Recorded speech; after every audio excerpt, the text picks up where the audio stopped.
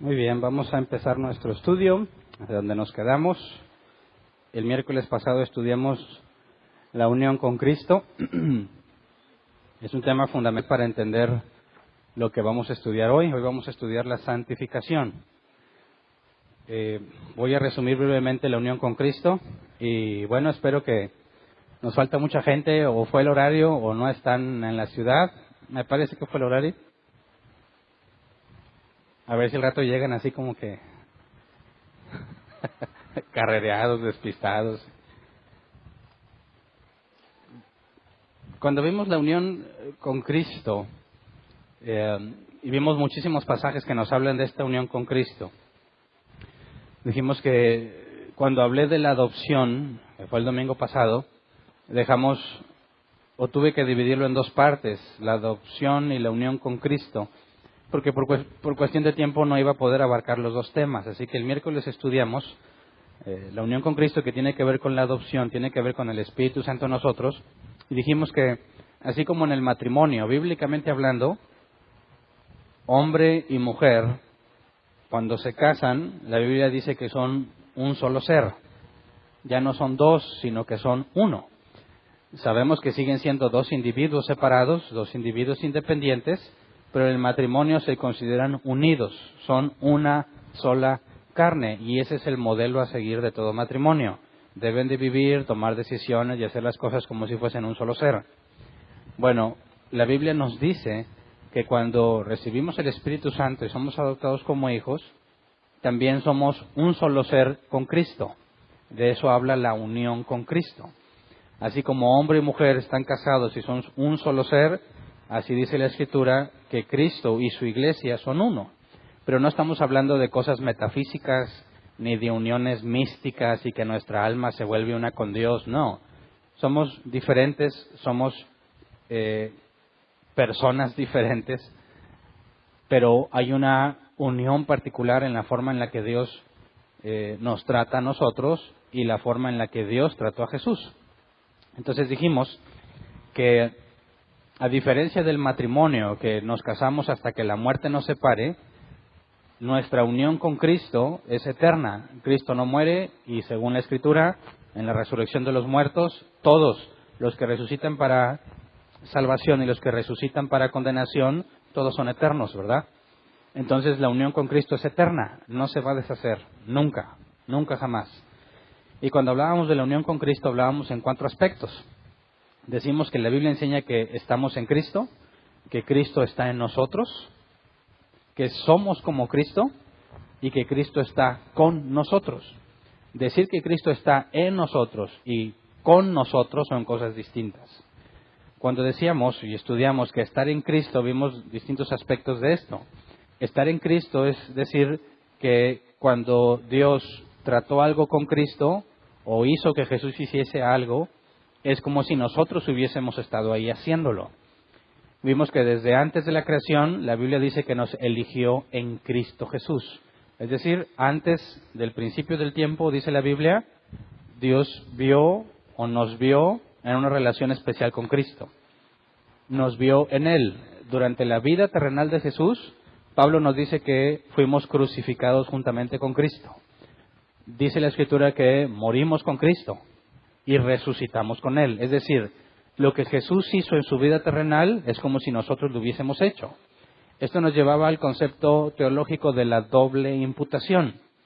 Es decir, si nosotros estábamos en Cristo, hablando en ese sentido, estábamos en Él durante su vida terrenal, todas las cosas que hizo Jesús, que la Biblia nos dice que todo lo que hizo era agradable al Padre y que nunca pecó, es como si lo hubiésemos hecho nosotros.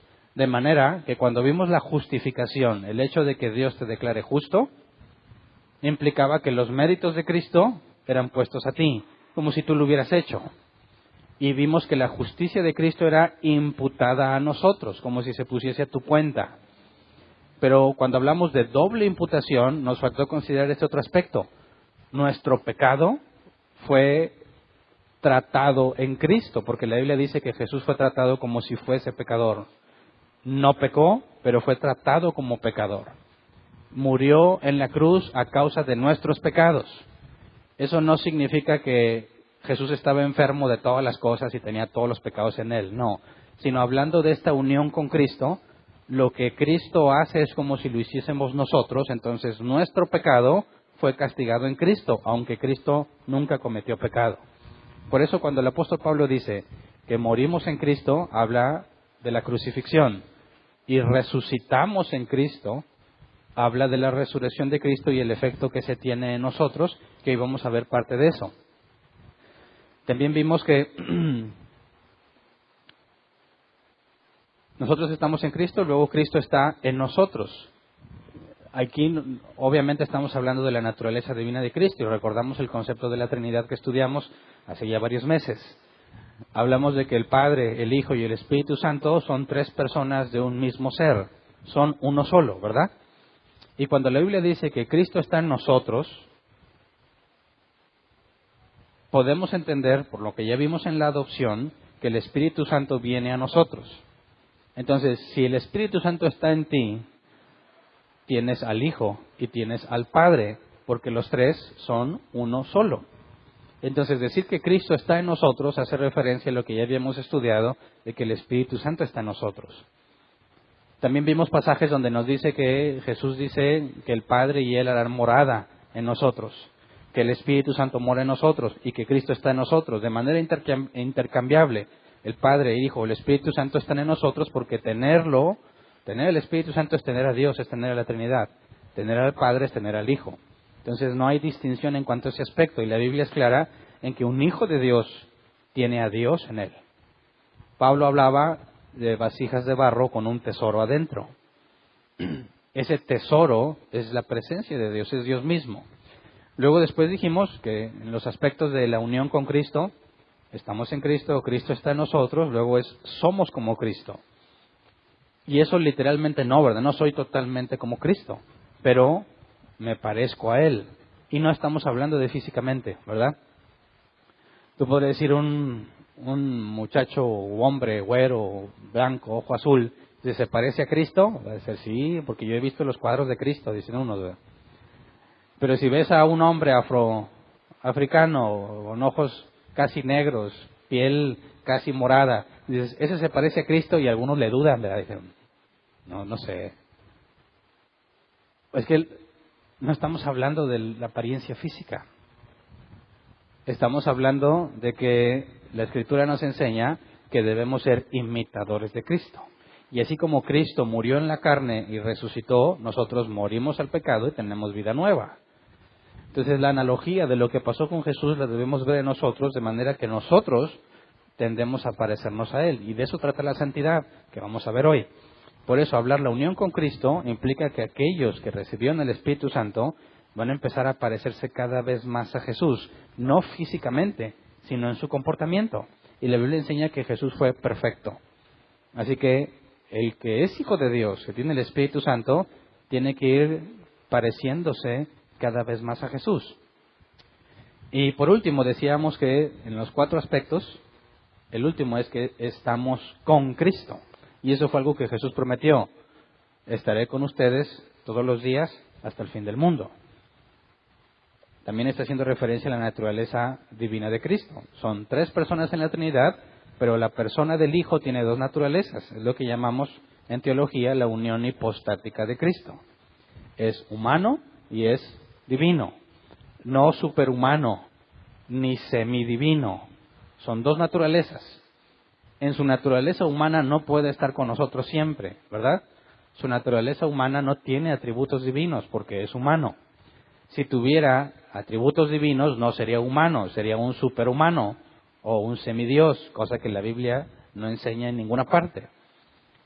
Entonces habla de su naturaleza divina. Estará con nosotros y la Biblia nos dice que tenemos comunión con su Hijo, tenemos comunión con el Espíritu Santo, tenemos comunión con el Padre. El tema pasado vimos que por medio de la adopción podemos clamar Abba, Padre. ¿Cómo es que tenemos comunión con Dios? Pues en la oración principalmente.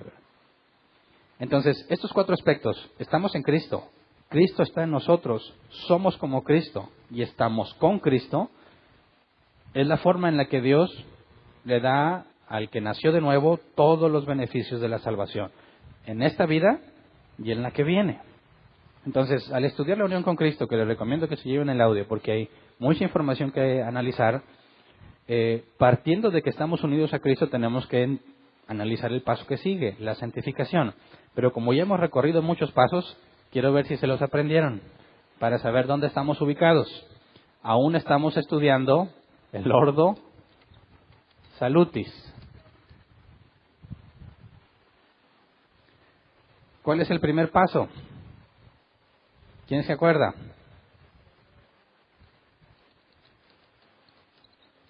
La elección, ¿verdad? Y aquí vemos que también hay predestinación.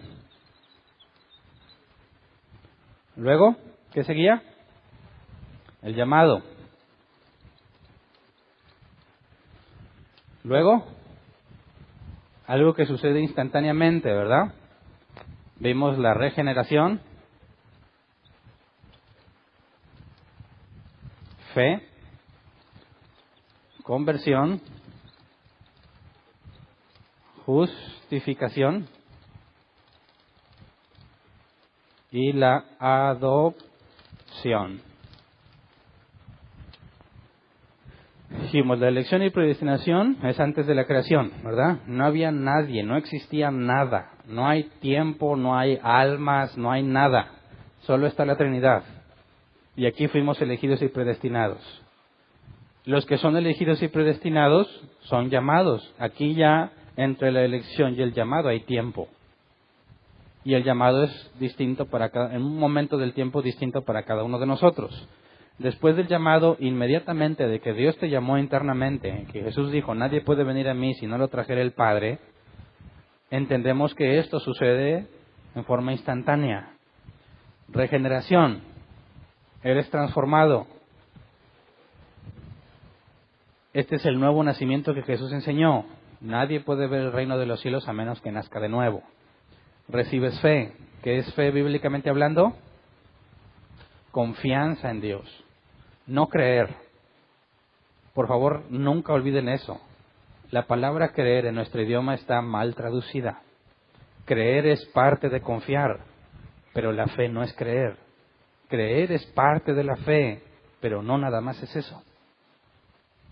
Cuando hablamos de fe, hablamos de ser persuadido con argumentos y evidencias. ¿Recuerdan a Abraham? Abraham no creyó que Dios le fuese a dar un hijo y Dios lo convenció.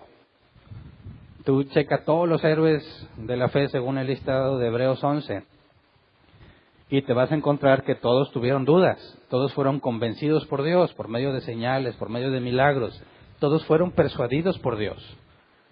Después vimos la conversión. ¿Qué es eso? Bueno, si yo fui regenerado, la conversión habla de que Dios cambió mis deseos, cambió mis motivaciones, cambió mis alegrías. Ya no me alegra lo que antes hacía.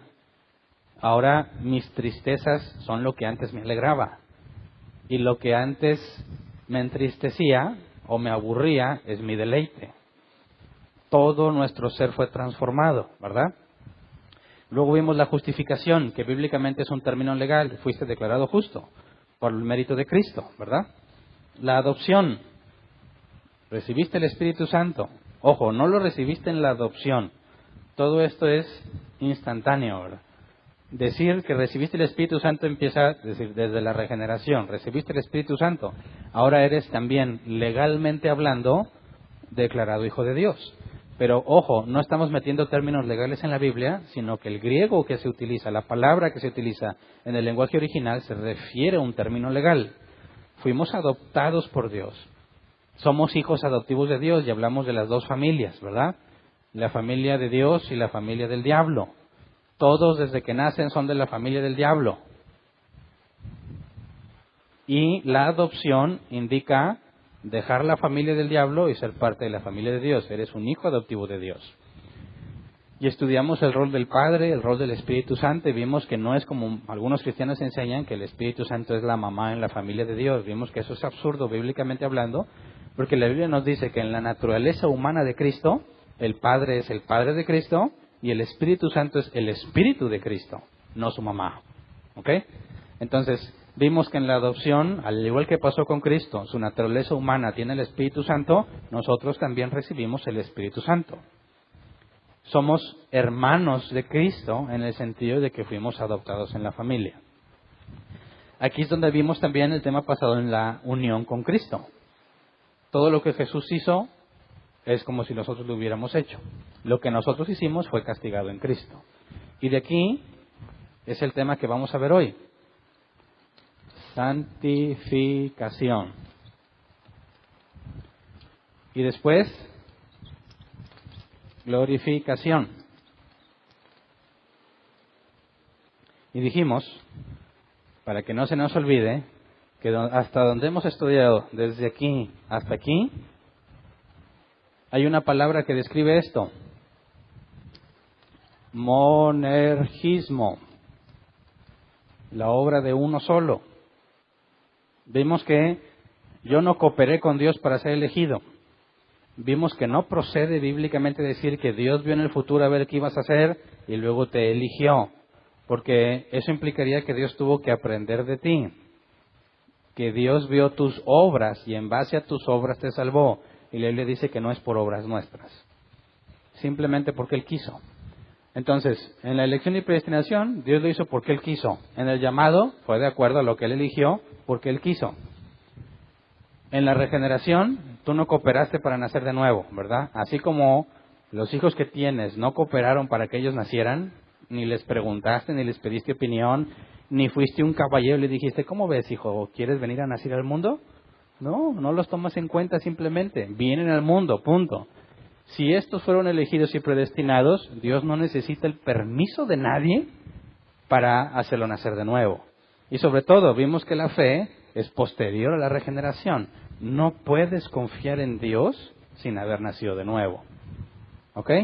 Entonces, regeneración es algo que Dios hace, no te pregunta. Fe es algo que viene como consecuencia. Dios te da la confianza que necesitas. Conversión lo hace Dios. Justificación y adopción es algo que Dios declaró.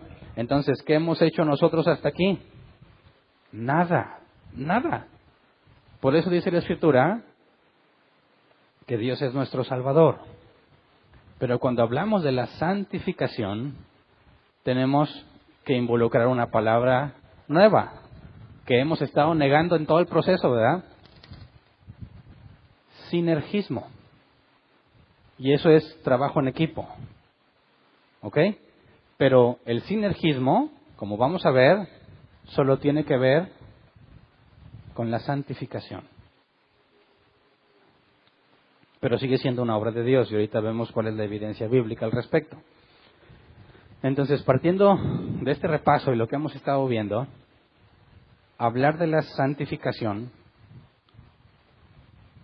cuando alguien es santo, tenemos que hacer una distinción entre lo que seguramente muchas personas han escuchado de quién es santo y lo que la Biblia dice que es un santo. Cuando venimos de la tradición católica romana, hablas de los santos como estas personas que están en los cielos, que según la enseñanza católica romana, interceden por nosotros ante el Padre. Dicen, como me dijeron a mí, Dios está muy ocupado. O sea, imagínate atender a tanta gente. Además, te has portado muy mal.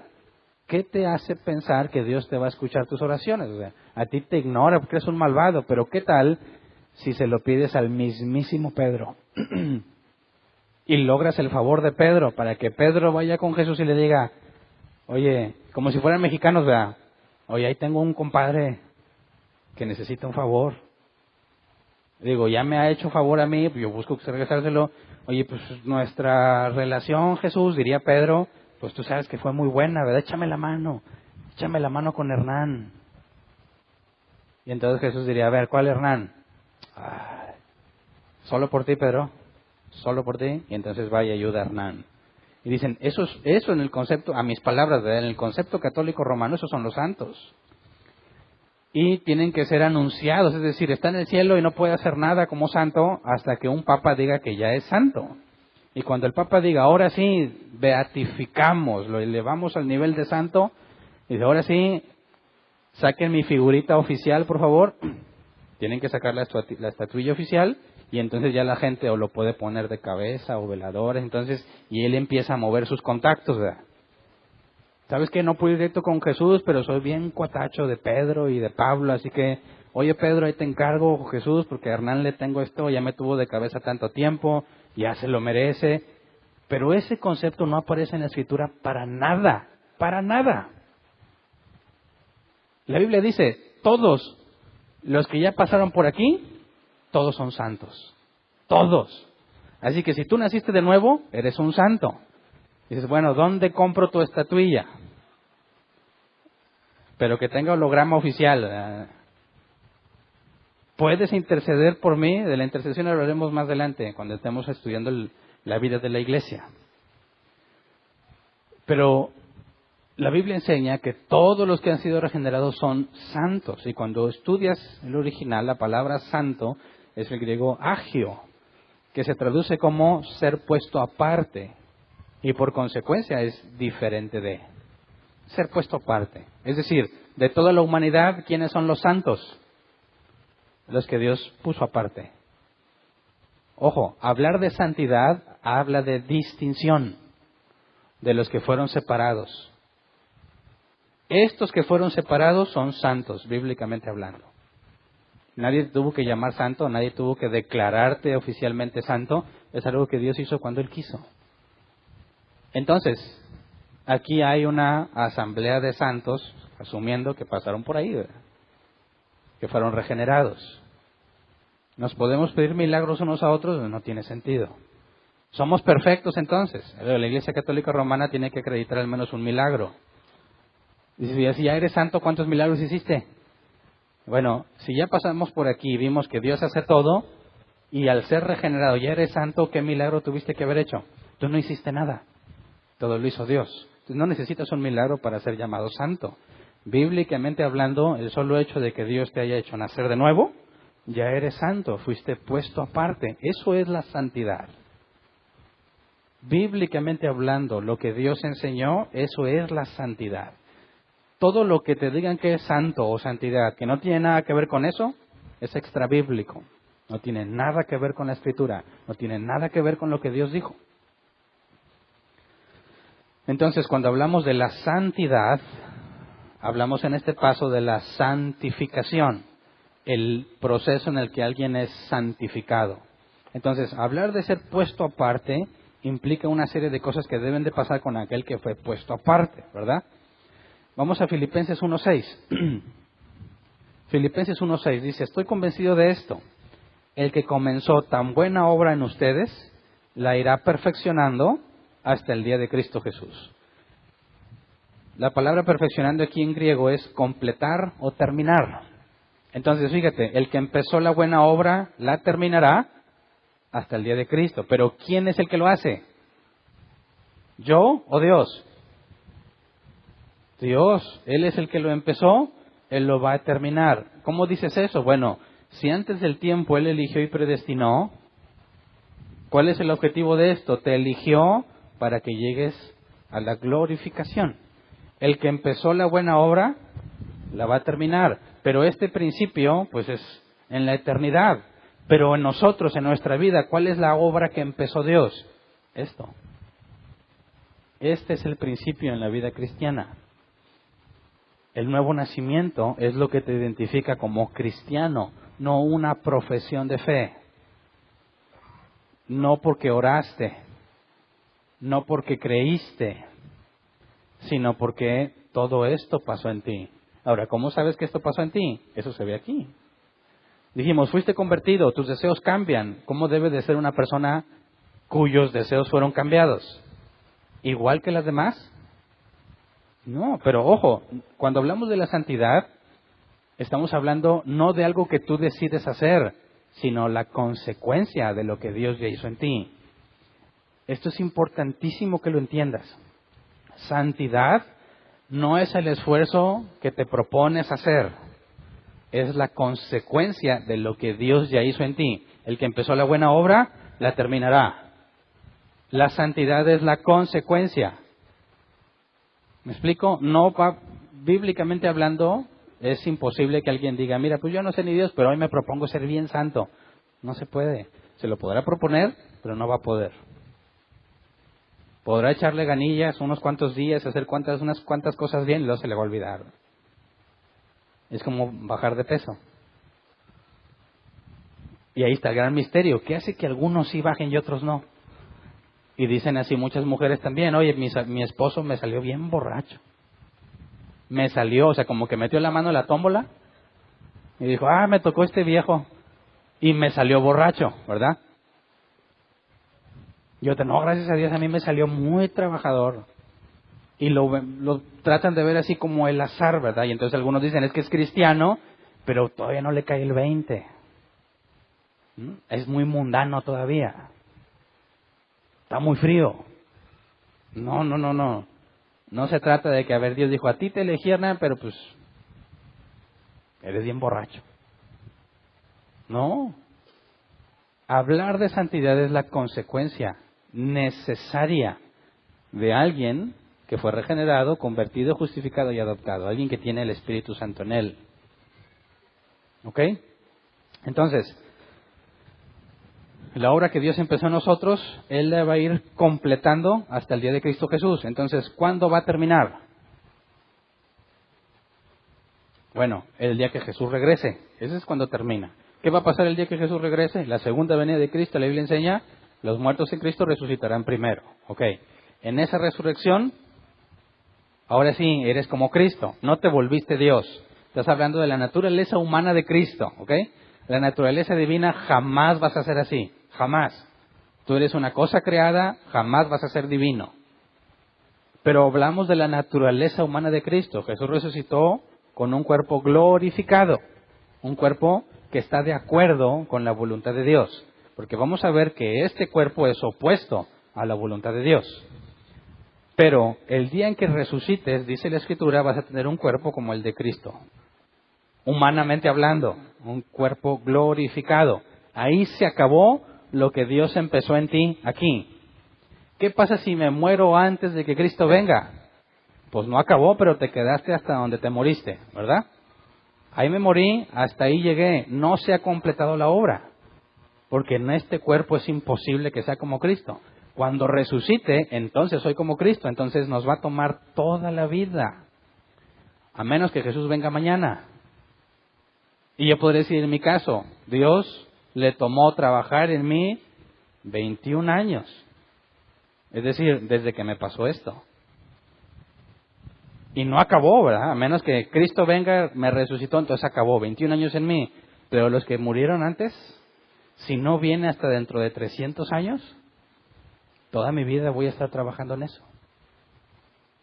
Es indispensable para la vida en comunidad. Porque no todos empezamos al mismo tiempo y no en todos pasa en el mismo periodo de tiempo. Es decir, en la carta a los Hebreos tú te encuentras una reprensión, dice, ustedes debiendo ser ya maestros, aún son como niños. O sea, debiendo saber cosas profundas de la Biblia, todavía estás, Cristo me ama. Ay, ya estás viejo, ya tienes 3 años, ya tienes 2 años en las cosas de Dios, todavía andas nomás con eso. Y hay quienes en un año avanzan de volada y ya no, sí, mira la unión hipostática y esto. ¿Y este de dónde salió? Bueno, es que avanzó mucho. Pero aún ese avance tenemos que entender cómo sucede. Porque no puede decir yo tengo 20 años en el Evangelio y eso no significa ni tiene nada que ver con el nivel de conocimiento y santidad que tienes. Algunos le hablan del primer amor. Ya, él le echa muchas ganas porque anda en el primer amor, pero luego se le quita. Pero la Biblia dice que el amor nunca deja de ser. Entonces, ¿qué es eso del primer amor? Ahorita más adelante lo estudiamos. Pero el punto es que la obra que empezó aquí marca el inicio, es el nacimiento. La santidad es el crecimiento. Y la glorificación es cuando llegas a la madurez. Se acabó lo que Dios planeó para ti. Es decir, se completó. ¿Ok? Entonces, santidad nos va a tomar toda la vida. Pero veámoslo así. Si fuiste regenerado, si Dios te dio fe, o sea, confianza en Dios, si fuiste convertido, tus deseos fueron cambiados, tus acciones, tus obras, tus pensamientos, todo fue transformado. Si fuiste declarado justo, recibiste el Espíritu Santo, fuiste adoptado, eres parte de la familia de Dios, eres uno con Cristo, ¿cómo deberías vivir desde aquí hasta acá? ¿Cómo debe ser esa persona? ¿Qué clase de persona es?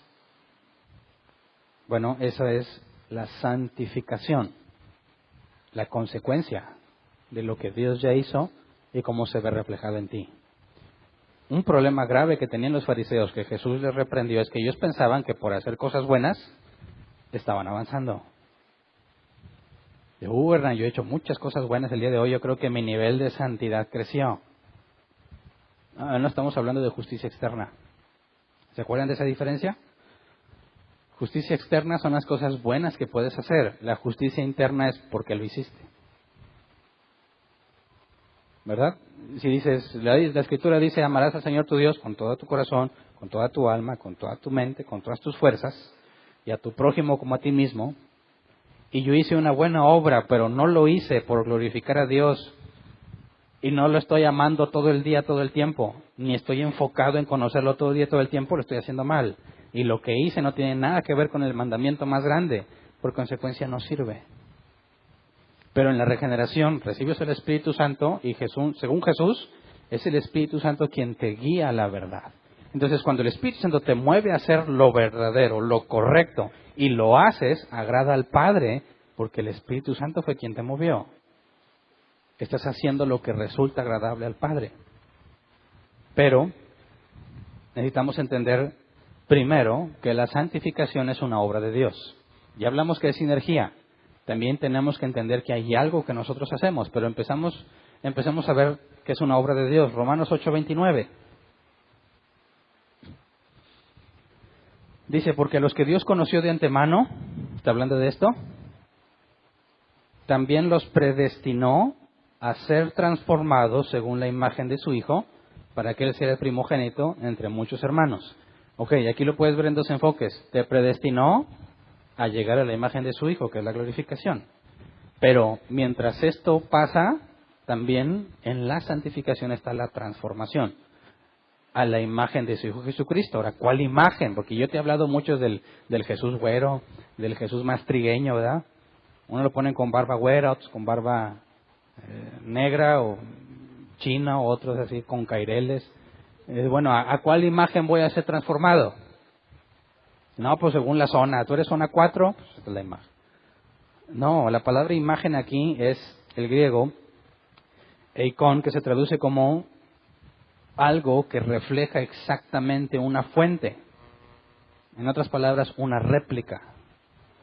Es decir, no te está hablando de una imagen en particular, sino de una réplica. Es decir, tú vas a hacer una réplica de Cristo. Es como si alguien estuviera esculpiendo una estatua y está basándose en un modelo. Esa estatua es una imagen del modelo, de la fuente de donde se diseñó.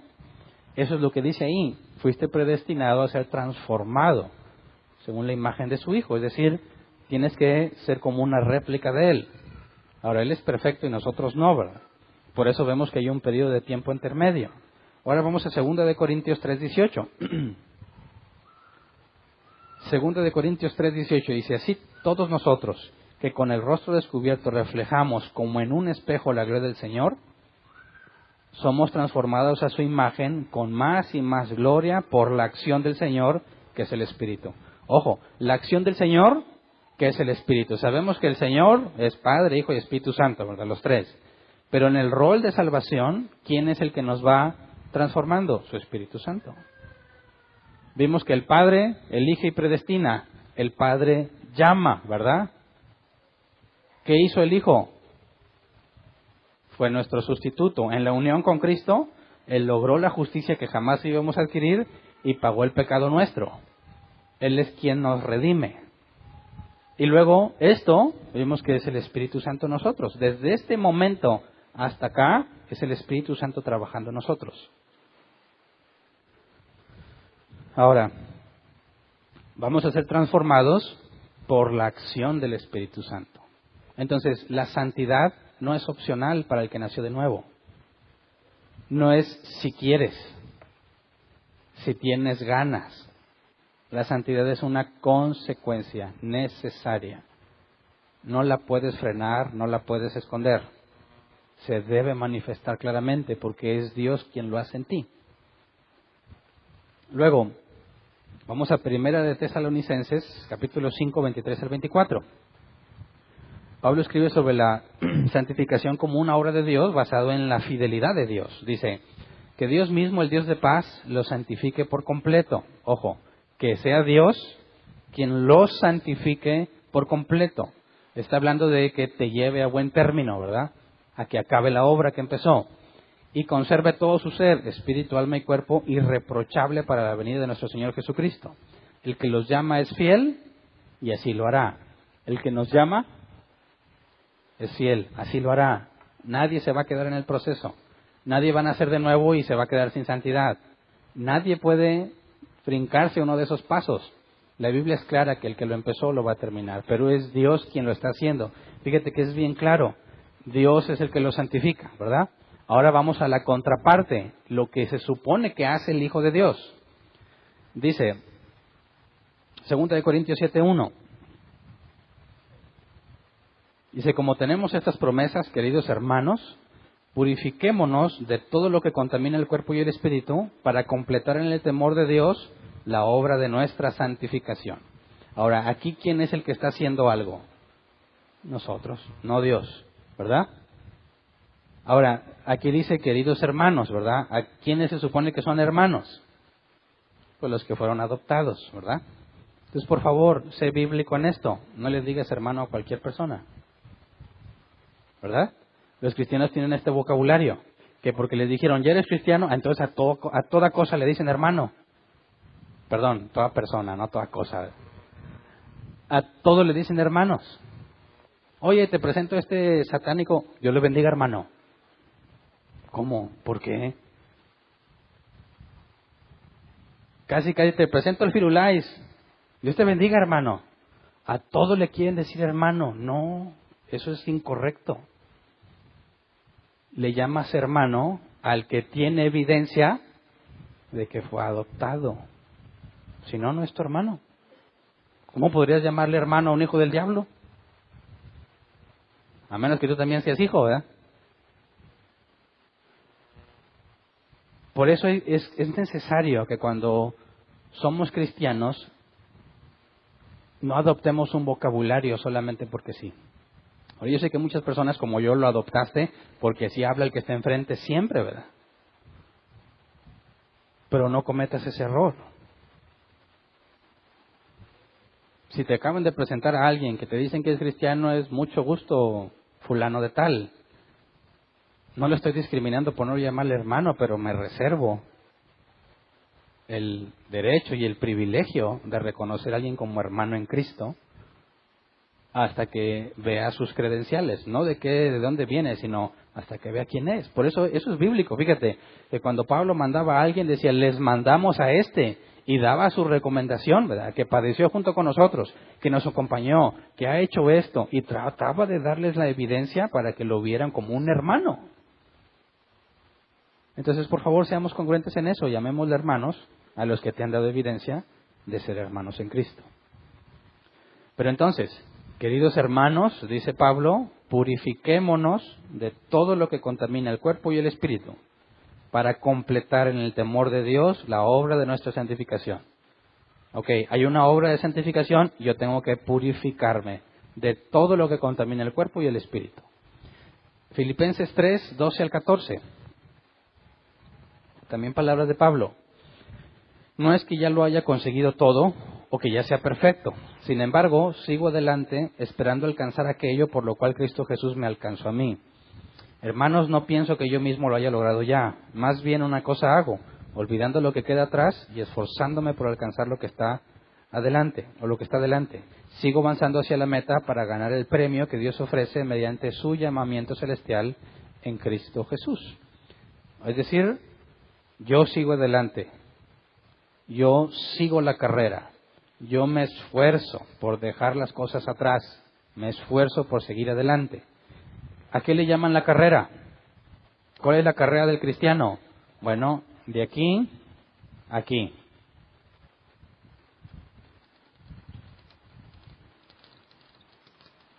Esa es la carrera que dice Pablo.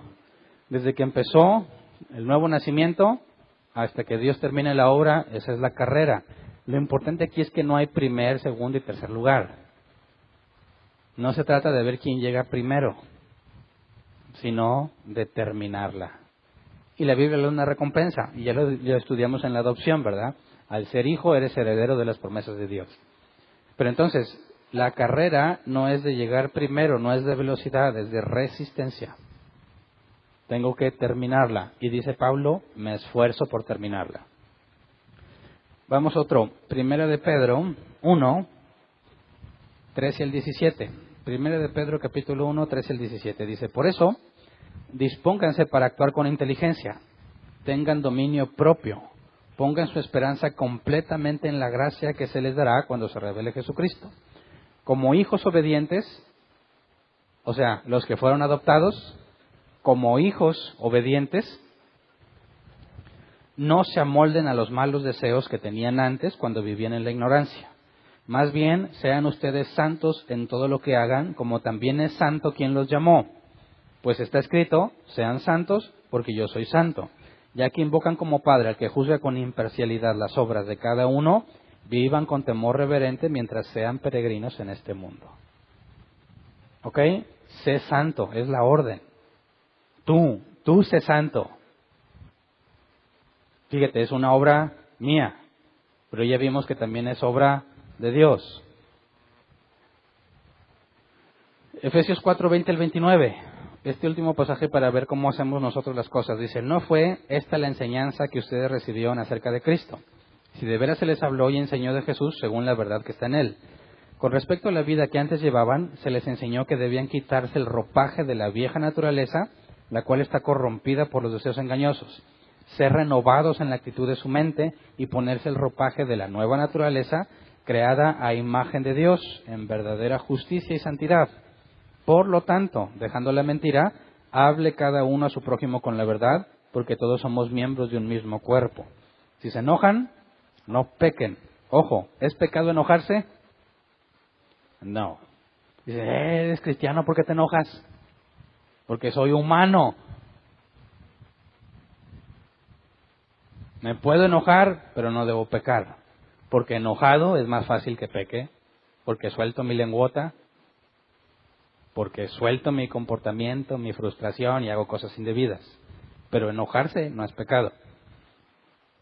Si se enojan, no pequen. No permitan que el enojo les dure hasta la puesta del sol. O sea, tampoco te chifles de que tengo 3 días enojado. Arréglalo. Ni den cabida al diablo. El que robaba, no robe más, sino que trabaje honradamente con las manos para tener que compartir con los necesitados. Eviten toda conversación obscena. Por el contrario, que sus palabras contribuyan a la necesaria edificación y sean de bendición para quienes escuchan. Fíjate bien la instrucción, el que robe, no robe más. ¿Cómo le haces? ¿Es gradual? ¿Cada vez robas menos? ¿O simplemente no robes? En la santificación la instrucción es no lo hagas, punto. Ya no lo hagas. Deja de hacerlo, detente. Se está asumiendo algo ante esa instrucción. ¿Qué se asume? Que ya no eres esclavo del pecado. Dijimos, la Biblia dice que todo el que no ha nacido de nuevo es esclavo del pecado. Si te dicen ya no lo hagas, ¿qué es lo primero que tiene que pasar para que lo deje de hacer? La regeneración. Ya no estar esclavizado. Entonces, ¿la santificación es obra de Dios o obra nuestra? Obra nuestra. ¿Por cuál votas? Pues la más cómoda es que Dios lo haga. ¿Verdad? Y si yo lo hago, ¿no son obras lo que estoy haciendo? Sí. ¿Y no se supone que no me puedo salvar por obras? Entonces, si yo me porto bien y le echo ganas, me voy a querer salvar por mis buenas obras. Eso está mal. Sí, pero eso dice el que no quiere hacer nada. Pues entonces, ¿para qué me porto bien? Si como quiera me voy a salvar. Por eso les decía, la santidad es una consecuencia. No es de que ¿para qué me porto bien? No, es que eso es lo que vas a hacer, eso es lo que vas a desear hacer porque naciste de nuevo. No es un aditamento a la vida cristiana. No es una opcional, no compraste el modelo estándar o el equipado. No, no traía santidad, no me alcanzó. No, esa va incluida, no la puedes dejar fuera. Entonces si alguien dice, yo soy cristiano y no se porta como tal, miente. Oye, pero habla como cristiano, me dijo hermano. Dice aleluya, gloria a Dios. Muchas veces. ¿Sí? Eso es vocabulario cristiano. Que hasta los mundanos lo adoptan, hasta para burlarse, hasta en los chistes. Lo dicen. Eso no tiene nada que ver. El apóstol Juan es claro y lo vamos a ver más adelante. No te engañes. Si no vives como un hijo de Dios, no eres. Pero me puso las manos en la frente el mismísimo Benny Hinn. El mismísimo Cash Luna me hizo. ¿Y? Si no vives en santidad, no eres cristiano. Punto. Soy del Instituto X. ¿Y luego qué? Nada de eso sirve. Nada de eso sirve. ¿De qué instituto era el apóstol Pedro?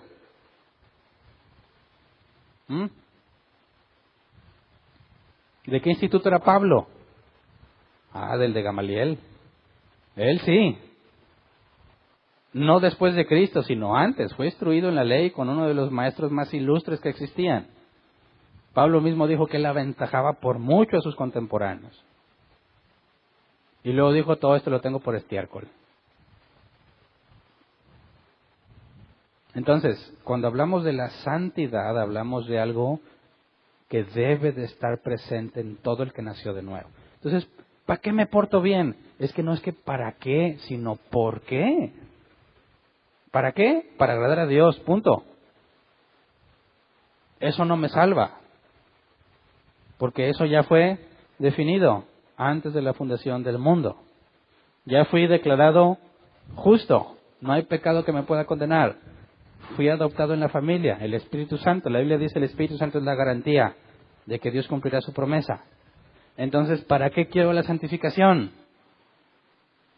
No es para qué la quieres, es aunque no la quieras. Es la consecuencia de haber nacido de nuevo. Lo vas a buscar. Por eso es muy importante entender lo que Pablo dice en Filipenses 2, 12 y 13. Filipenses 2, 12 y 13. Dice, así que, mis queridos hermanos, como han obedecido siempre, no solo en mi presencia, sino mucho más ahora en mi ausencia, lleven a cabo su salvación con temor y temblor. Pausa. Cuando leen este pasaje muchos dicen, ¿ya ves? Yo me salvo. Lleven a cabo su salvación con temor y temblor. Dicen, es mío, depende de mí. Si me porto mal, ya no me voy a salvar. La respuesta está muy fácil. ¿Qué dice el versículo siguiente, el versículo 13? Pues Dios es quien produce en ustedes tanto el querer como el hacer para que cumpla su buena voluntad. Ahora, después de leer este segundo versículo, ¿crees que eres tú quien se salva? Ahora, ¿crees que eres tú, solamente tú, el que se porta bien porque así quisiste? Tampoco. Es que yo llevo a cabo mi salvación, es decir, de aquí a la glorificación, yo hago cosas, como vimos en la Escritura. ¿Y por qué las hago? Porque Dios puso el querer como el hacer, porque tengo el Espíritu Santo, porque esto es lo que pasó. Él puso esos deseos en mí, por eso lo hago. Por eso el apóstol Pablo dice, soy un siervo de Jesús. Y cuando hablas de un siervo, es alguien que está sometido a lo que Él quiere. Hago lo que Dios quiere, pues porque es Dios en mí que me lleva a hacerlo. Y entonces, ¿para qué te esfuerzas? ¿Cómo que para qué me esfuerzo? Dice, no, pues si ya eres cristiano y ya naciste de nuevo, pues entonces ya no pecas, ¿no? O ya no deberías de pecar. Y esto ha llevado a muchos a una errónea conclusión. Dicen, yo antes era un pecador, ya no. ¿Y cómo le llamas a eso que acabas de decir? Mentirota, es una mentirota. Bueno, ¿cómo le llamas a eso? A esa mentira es pecado. Y eso que acabas de hacer es pecado. Ya no eras pecador, pero acabas de pecar. Entonces explícame qué pasó. Hay personas, lamentablemente, como yo, que vivieron un periodo de su vida pensando que ya no pecaban, porque me enseñaron que yo ya no pecaba. Tú naciste de nuevo, ya estás muerto al pecado. Tú tratas de hacer que un muerto peque, no puedes, tú tampoco pecas. Yo dije, oye, pues qué lógica tan infalible. ¿Sí es cierto? ¿Sí es cierto? Yo ya no peco. Dije, a ver, que me acuerdo de un pecado. No me acuerdo. Y no te estoy echando mentiras, te estoy diciendo realmente lo que pensé, ¿eh? Oye, si es cierto, mira, yo no soy borracho. Antes ya no soy borracho, ya no fumo, no robo, no mato, no soy secuestrador. Es verdad. Pero estamos dejando fuera una doctrina fundamental que la Escritura enseña. Para empezar, guardo mi salvación o llevo a cabo mi salvación, me esfuerzo por dejar de pecar. ¿Cuál es el problema entonces? Si yo tengo el Espíritu Santo, ¿en dónde pongo el esfuerzo? ¿Qué es lo que debo de hacer para hacer lo correcto? Si ya tengo todo. Dices, a ver, ¿por qué pecaba antes? Soy esclavo del pecado, sumiso a la voluntad de Satanás, y ya lo vimos. No es que Satanás tenga un plan para ti, sino que Satanás, cuando te habla, te dice, haz eso que tú quieres hacer. Como el eslogan de esta marca, just do it. Solo hazlo. Entonces Satanás te dice, Hernán, tienes muchas ganas, te lo mereces, campeón. Mira todo lo que has sufrido, tanto has batallado. Todo tiene un límite, es hora de que te des un gusto. Y tú empiezas, sí, cierto, pobre de mí. Fíjate bien, si no es el razonamiento de todos los que pecan. Pobre de mí, ¿es cierto? Yo creo que me lo merezco. ¿Qué tal si esta es la bendición que Dios me quiere dar? Y empiezas a encontrarle una justificación. Terminas haciéndolo, ¿verdad? Antes lo hacías, dice la Biblia, porque eres esclavo del pecado. Haces tu voluntad, haces lo que a ti te gusta. Ahora que eres cristiano, ¿pecas? ¿O hay alguien que todavía piensa que no? Ok. Pecas, nadie lo puede negar. Pecas. ¿Por qué? Si ya no eres esclavo del pecado. ¿Por qué? ¿Dónde está el problema? Fíjate, cuando hablamos de la santidad, antes de llegar a la raíz del problema, vamos a ver que se requiere un esfuerzo. Me esfuerzo, pero ese esfuerzo no es algo independiente de Dios. Es decir, no cometan el error que yo cometí muchos años. Querer demostrarle a Dios que ya me iba a portar bien. Como si Dios fuese totalmente independiente de ese proceso. Es decir, Dios, yo sé que te he fallado. Dios, yo sé que me he equivocado muchas veces. Te prometí que no lo iba a hacer y lo volví a hacer. Pero dame otra oportunidad. La última, ahora sí. Y ahora sí lo voy a hacer bien. Y tú te puedes imaginar como yo que Dios está sentado así, bueno, te doy chance. Y yo, bueno, gracias. Y me iba bien contento al terminar de orar. Gracias por esta nueva oportunidad. No te voy a decepcionar. No me duraba mucho y otra vez. Y tenía que venir otra vez. Dios, perdóname otra vez. No puedo. Ayúdame. Ahora sí voy a poder. Última de las últimas. Ultimísimísima. Si no, quítame algo. Móchame una mano, algo, para que sea justo. Y otra vez le echo ganas y vuelvo a caer. Y luego ya dice, nada, ya ni para qué oró. ¿Con qué cara? ¿Con qué cara voy a decirle a Dios que me perdone si todas las veces le he fallado? Capaz si ya me desechó como a Saúl. Y luego, ay Dios, no me deseches, Dios. Y ahí estás sufriendo, sufre y sufre, porque no puedes cambiar. Porque le echas ganas y no puedes, y no puedes, y no puedes. Cuando te esfuerzas pensando que es independiente de Dios, vas a fracasar todas las veces. Fíjate, Filipenses 4:13. Palabras de Pablo. Todo lo puedo en Cristo que me fortalece. Ahora, no saques eso de contexto, ¿verdad? Todo no es todo. Aunque ahí dice todo, y en griego vas a ver que es todo, no es todo. Ponme por favor 3 versículos atrás, nomás para ver el contexto. Que nadie se vaya diciendo que Hernán dijo que yo todo lo puedo. Dice, me alegro muchísimo en el Señor de que al fin hayan vuelto a interesarse en mí. Claro está, que tenían interés, solo que no habían tenido la oportunidad de mostrarlo. No digo esto porque esté necesitado, pues he aprendido a estar satisfecho en cualquier situación en que me encuentre. Sé lo que es vivir en la pobreza y vivir en la abundancia. He aprendido a vivir en todas y cada una de las circunstancias, tanto a quedar saciado como a pasar hambre, a tener de sobra como a sufrir escasez. Todo lo puedo en Cristo que me fortalece. ¿Qué es todo? Eso, la abundancia, la escasez, tener de sobra, pasar hambre.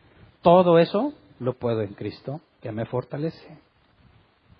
Y te fijas, el esfuerzo es dependiente de Dios. No es que tus sueños los puedes en Cristo, no, eso está mal totalmente. Todo eso, soportarlo.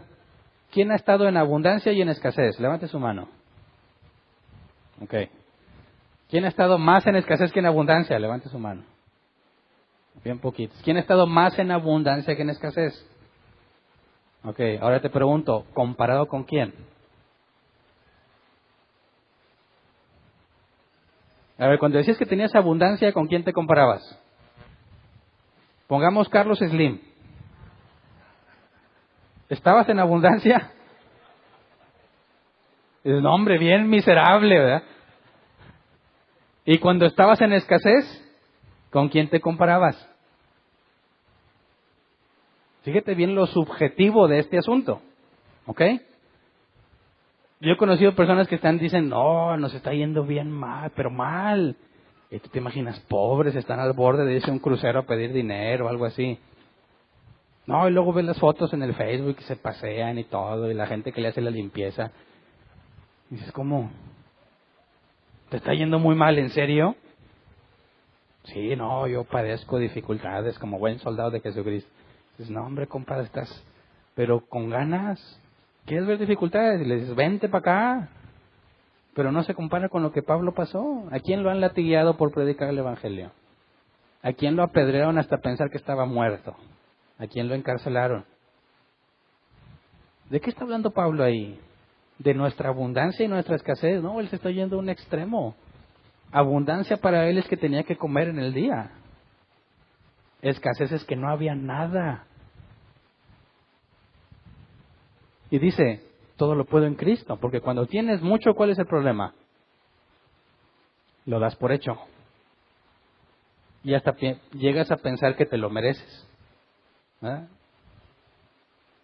La gente es pobre porque quiere, dicen, no, hay mucho trabajo. Estás pobre porque quieres.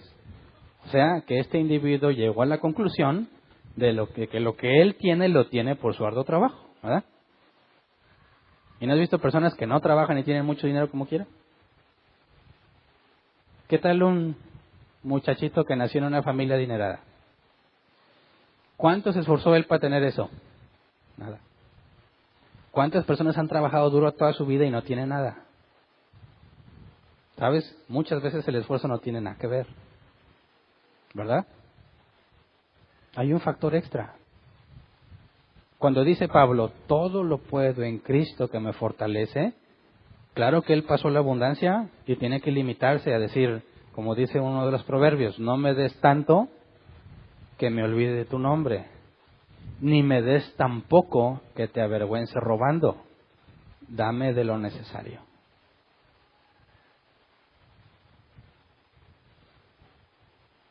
Cuando tienes mucho, te puedes jactar de ti mismo. Olvídate de quién es Dios. Dice, es que me va mucho porque yo hago muchas cosas buenas. Es que yo soy bien, yo soy bueno. Yo doy dinero, yo esto y lo otro. Eso les va mal por pecadores. Te enalteces a ti mismo. Y cuando no tienes nada, es, ¿por qué, Señor? ¿Por qué? ¿Por qué a ese sí le das y a mí no? ¿Por qué si yo voy a árbol plantado no me bendices? ¿Por qué? ¿Por qué si yo leo el original y hago exégesis, ¿por qué no me bendices? Y te empiezas a quejar y quejar y quejar, ¿verdad? Todo lo puedo en Cristo, es decir, tengo o no tengo, tengo que mantenerme consciente de que ya sea que tenga o que no tenga, es porque Dios está tratando conmigo. Porque lo que Dios quiere es llevarme a la imagen de Cristo. Ojo, su enfoque no es hacerme feliz en esta vida, sino que yo me parezca a Cristo. Y si el Hijo de Dios sufrió, a mí me espera sufrimiento. Si al Hijo de Dios le fue bien, como muchos momentos muy felices que vivió Jesús, también a mí me va a ir bien. Todo lo puedo en Cristo. Mi dependencia está en Él. Yo me esfuerzo porque dependo de Él. Pero ¿cómo se explica? Vamos a otro pasaje. 2 Timoteo 2:1. Así que tú, hijo mío, fortalécete por la gracia que tenemos en Cristo Jesús. Otra vez, se fortalece por la gracia de Cristo. 1 Timoteo 1:12. Doy gracias al que me fortalece, Cristo Jesús nuestro Señor, pues me considero digno de confianza al ponerme a su servicio. 2 Timoteo 1:7. Pues Dios no nos ha dado un espíritu de timidez, sino de poder, de amor y de dominio propio. Entonces, ¿dónde está la clave? ¿Cómo se explica? Voy a tratar de ponerlo aquí. Aquí todavía tengo un espacio en blanco.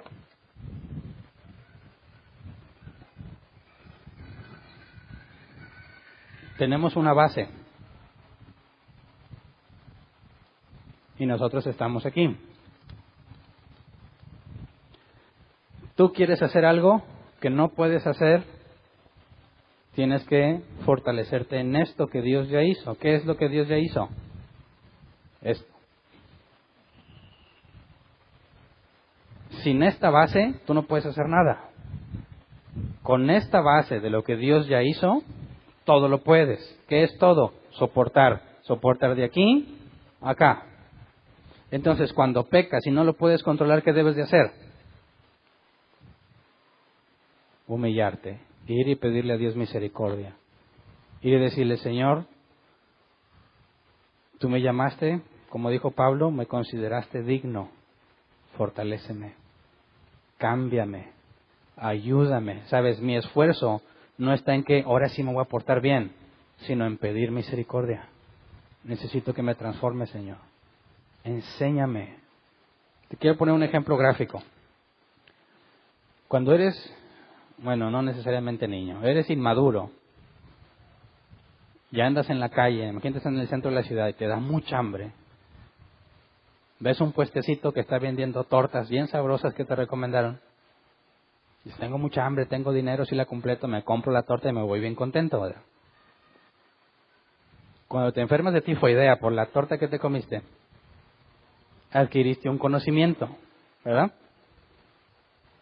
Cuando entiendes qué son las bacterias, cuando entiendes de qué se compone el smog, cuando entiendes qué pasa cuando una señora le hace y luego te da la torta con la misma mano, vas a tener mucha hambre cuando andes en la calle. Vas a ver ese mismo puesto de tortas. ¿Te la vas a comprar? ¿Sí o no? Hay unos bárbaros que todavía van y se la compran, ¿verdad? Pero, ¿qué sería lo que lógicamente esperarías de alguien que se pone a ver el puesto y está justo en la avenida? Pasó el camión y se empanizó así la torta, ¿verdad? Las moscas felices ahí, ¿verdad? La señora moco suelto. Pásame el aguacate. Embarra la que sigue. Tú llegas y ves la torta con mucha hambre. ¿La vas a comprar o no? ¿Por qué la primera vez sí la compraste? Porque no sabías. No estabas consciente de la consecuencia. Pensaste en ti mismo, nada más. Aquí, ahora, tengo hambre, hay una torta, me la como. Pero cuando experimentaste lo que pasa por comer en la calle, por el smog y las moscas, ¿sabes qué pasa? Bueno, a lo mejor no saben. ¿Qué pasa cuando una mosca se para en tu comida? Primero inspecciona el lugar, ¿verdad? Y luego regurgita sobre la comida para que se deshaga parte de la comida y luego se le echa otra vez. Y obviamente no es muy eficiente en recoger todo y ahí te dejó un cóctel de todos los lugares donde ya había estado. y luego tú te la comes, ¿verdad? Entonces, si la mosca se paró y se fue de inmediato, no tuvo oportunidad. Lo único es que te dejó la mugre que traen las patas, pero a veces son muy limpias, ¿no les has visto que están? Y dice, bueno, esa mosca se ve confiable.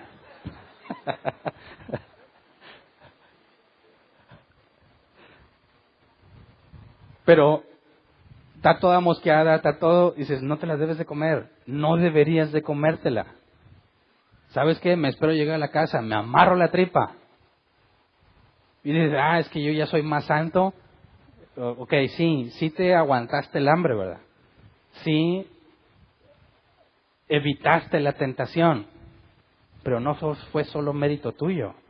Dios te enseñó todo lo que pasa, te llevó por el proceso, te llevó a entender por qué es incorrecto que te comas eso, aunque está muy buena la torta, no deberías hacerlo. Entonces el conocimiento que fuiste adquiriendo por medio de la palabra de Dios, por medio de la experiencia, te habilita para que digas no. ¿Verdad? Y lo dicen, es que yo me salvo por mis buenas obras. Dices, no, hombre, ¿qué te pasa? Estás sobre la base. Es Dios el que va haciendo la obra en ti. Entonces vas y pasas por la torta y pone el querer como el hacer. ¿Sabes qué? Ya no quiero esa torta, no la voy a comprar y te vas. ¿Me explico? Es un ejemplo muy burdo para tratar de explicar qué es la santidad, cómo es que tú la experimentas. Entonces, cuando recién entras al cristianismo, naciste de nuevo, vas a seguir cometiendo errores muy obvios. No, espérate, no hagas eso. Mira, la Biblia dice así, así y así. Pablo dice, transfórmate mediante la renovación de tu entendimiento. Empiezas a considerar cómo ve las cosas Dios, cómo hace las cosas Dios. Casi todo lo que Dios hace toma tiempo. Así que sabes que cualquier decisión apresurada seguramente va a estar mal.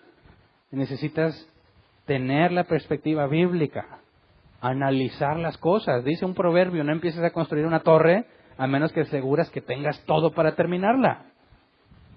Ese conocimiento bíblico te va haciendo ver, en cierta forma, la mugre en la torta que antes no veías. Y no importa que el hambre sea mucha, vas a decir no, porque tienes claro lo que eso implica. Y dices, pero ¿qué tal si llevo 40 días sin comer y me ofrecen la torta mugrosa? ¿Te la comes?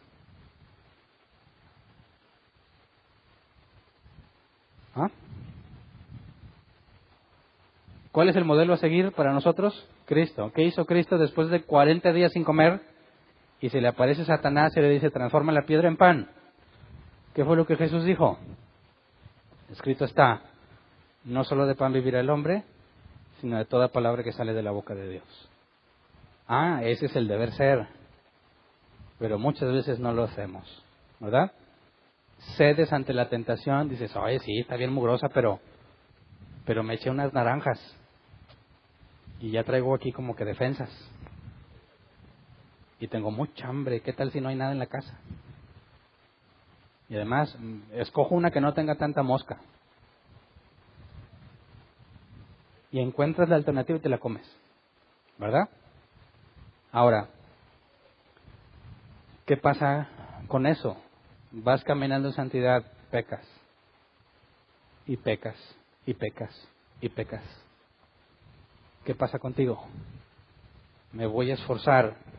La base de mi esfuerzo está en pedirle a Dios misericordia, en pedirle que me fortalezca. Él es fiel, Él no me va a negar lo que es bueno. Y luego me tengo que enfrentar a esa cosa y tengo que ser fuerte, tengo que resistir. Si no, tengo que huir. Pero es un hecho que todos tenemos ese problema. ¿Dónde está el problema? En nosotros mismos, no en el diablo. El diablo es parte del problema. Porque el diablo me dice, sí, hazlo, campeón, te lo mereces. Pero él no me obliga, ¿verdad? Veamos las palabras del apóstol Pablo, Romanos 7, 15 al 25. No entiendo lo que me pasa, pues no hago lo que quiero, sino lo que aborrezco. Ahora bien, si hago lo que no quiero, estoy de acuerdo en que la ley es buena, pero en ese caso, ya no soy yo quien lo lleva a cabo, sino el pecado que habita en mí. Yo sé que en mí, es decir, en mi naturaleza pecaminosa, nada bueno habita. Aunque deseo hacer lo bueno, no soy capaz de hacerlo. De hecho, no hago el bien que quiero, sino el mal que no quiero. Y si hago lo que no quiero, ya no soy yo quien lo hace, sino el pecado que habita en mí. Así que descubro esta ley, que cuando quiero hacer el bien, me acompaña el mal. Porque en lo íntimo de mi ser me deleito en la ley de Dios, pero me doy cuenta de que en los miembros de mi cuerpo hay otra ley, que es la ley del pecado. Esta ley lucha contra la ley de mi mente y me tiene cautivo. Soy un pobre miserable. ¿Quién me librará de este cuerpo mortal? Si dejamos hasta ahí, no hay esperanza para el que enfrenta ese problema. Pero el versículo 25 dice, gracias a Dios por medio de Jesucristo nuestro Señor. En conclusión, con la mente yo mismo me someto a la ley de Dios, pero mi naturaleza pecaminosa está sujeta a la ley del pecado. Ese es el problema. Tienes al Espíritu Santo en ti, pero tu cuerpo es opuesto a lo que Dios quiere. Con la mente sabes qué es lo bueno, quieres hacer lo bueno y terminas haciendo otra cosa. Cuando hablamos de santidad, hablamos de esa lucha que no va a desaparecer en toda tu vida. Vas a seguir luchando contigo mismo. No puedes decir, es que el diablo, al diablo dile que no y ya. Resistid al diablo, dice la Escritura, y huirá de vosotros. ¿Me tengo que pelear con el diablo? Eso no es bíblico. Resístelo. Mantente firme. Voy a hacer lo que Dios quiere, punto. El diablo no es el problema eres tú. Y el ejemplo que me parece que es el que ejemplifica más claro este asunto es la comida. ¿A quién le gusta comer? ¿A quién no le gusta? Dice, rayos, otra vez tengo que comer. Dice, bueno, depende de qué comida, ¿verdad? Pero a todos les gusta comer, ¿verdad? Ahora, dices, ¿por qué no tenemos un cuerpo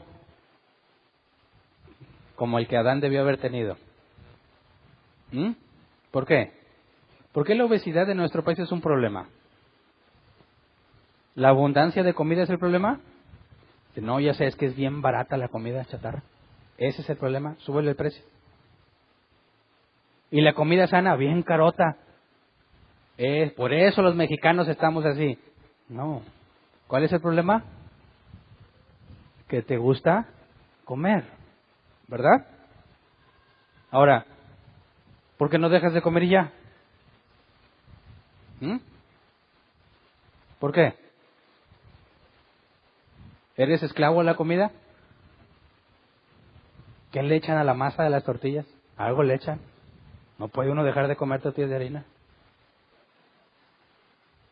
¿Por qué no dejas de hacerlo? Honestamente hablando, ¿por qué no dejas de hacerlo?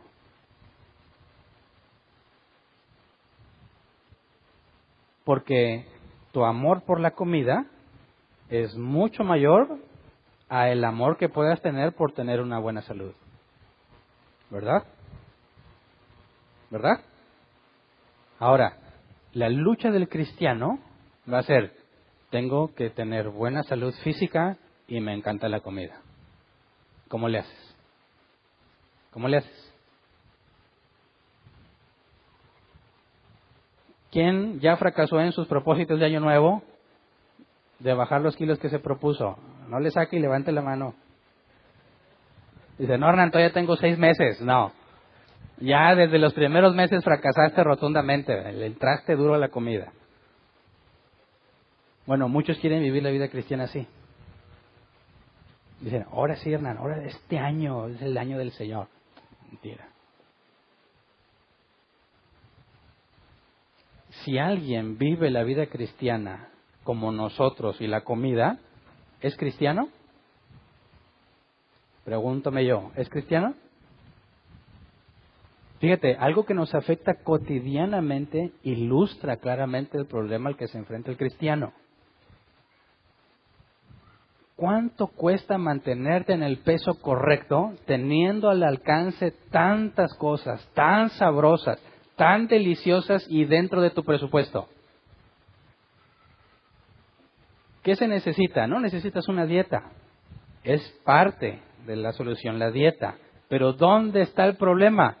Aquí. ¿Verdad? ¿Qué es lo que dice que Dios cambió cuando naciste de nuevo? Aquí. Así que tengo que decir, híjole, bien sabrosas las gorditas, carnitas, y gratis más me invitan, pero me afecta. Normalmente, ¿a quiénes ves corriendo en los parques? ¿A quiénes ves ya preocupados de su salud? A los que ya les dijeron, tienes esto y tienes lo otro. Y si no haces algo, te mueres. Ay, santo padre, y empiezan a... ¿Verdad? ¿Verdad? Pero el cristiano, ¿qué se supone que debe de hacer? Ojo, Dios me llamó con un propósito, ¿verdad? Voy a cumplir ese propósito porque Él me eligió. ¿Quiero rendir para ese propósito o quiero mal llegar a ese propósito? ¿Quiero disfrutar la vida ahorita, preocuparme ahorita o hasta que me digan que estoy enfermo de algo y que tengo que hacer algo? Ese esfuerzo de decir no, gracias, o de que quiero más pero ya no. No se me antojan las frutas, pero qué otra. Y todos comiendo su pizza y... Dice Pablo, lo que sufres ahorita no se compara con lo que va a venir. El cristiano tiene que ir adelgazando cada vez más.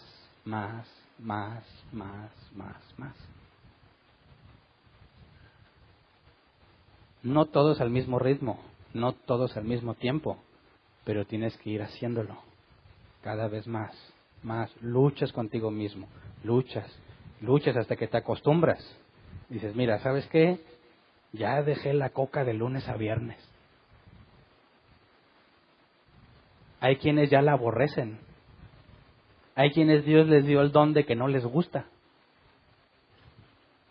¿Verdad? Yo lo veo en mi casa, esos tres tipos. Mi hijo da el refresco. No me gusta. Bienaventurado este hijo. La gracia de Dios sobre él. La segunda etapa, Vero me dice, yo ya no quiero saber nada de eso. No me gusta.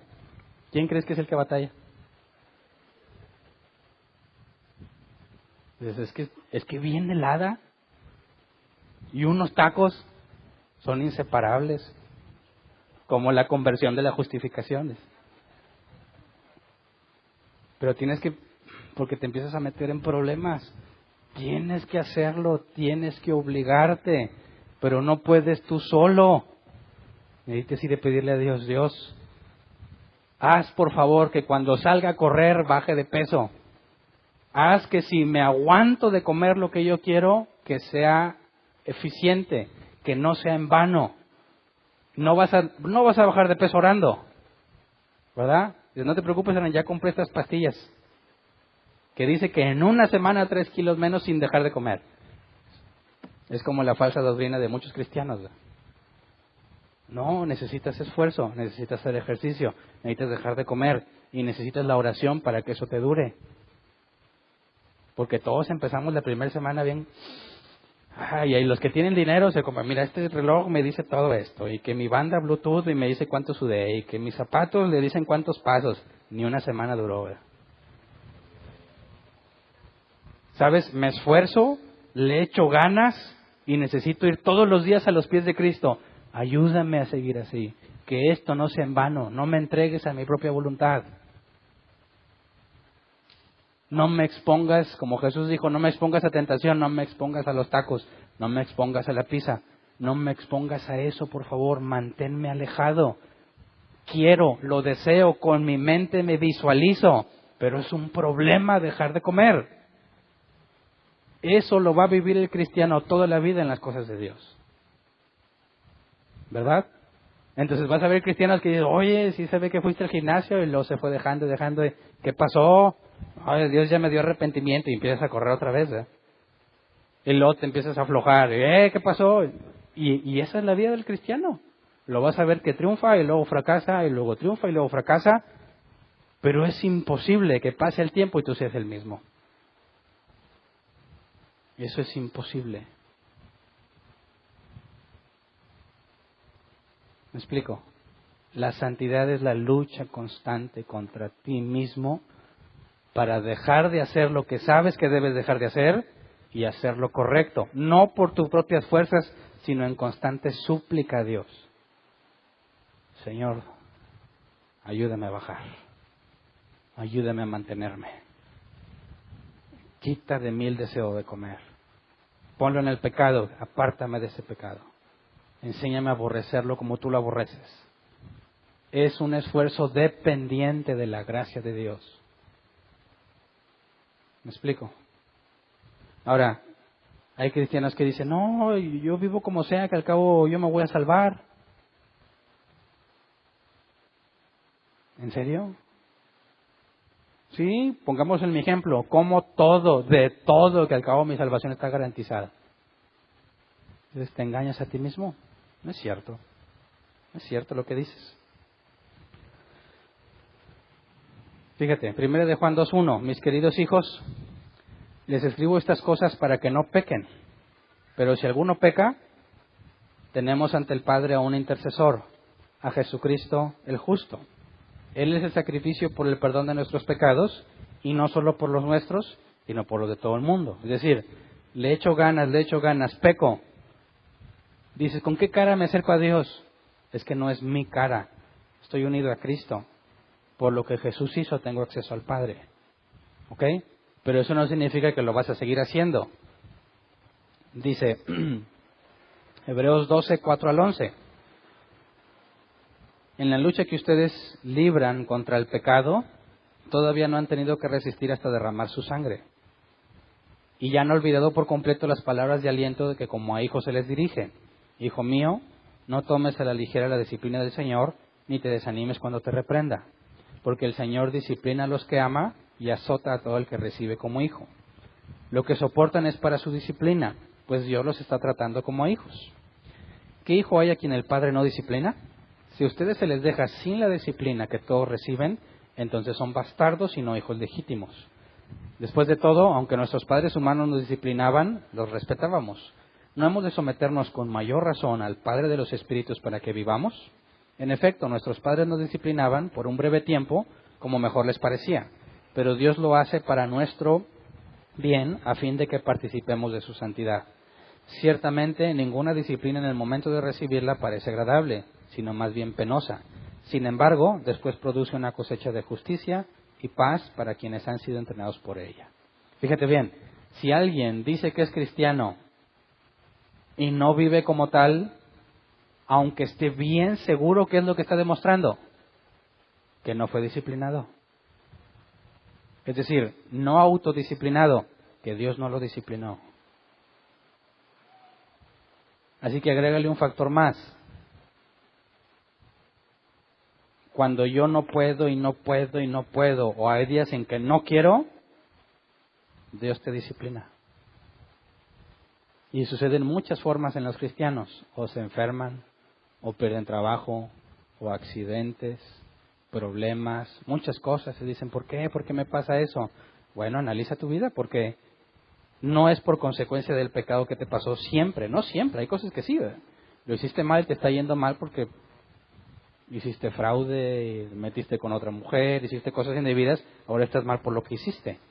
Pero hay muchas veces en las que no tiene nada que ver directamente con algo malo que hiciste.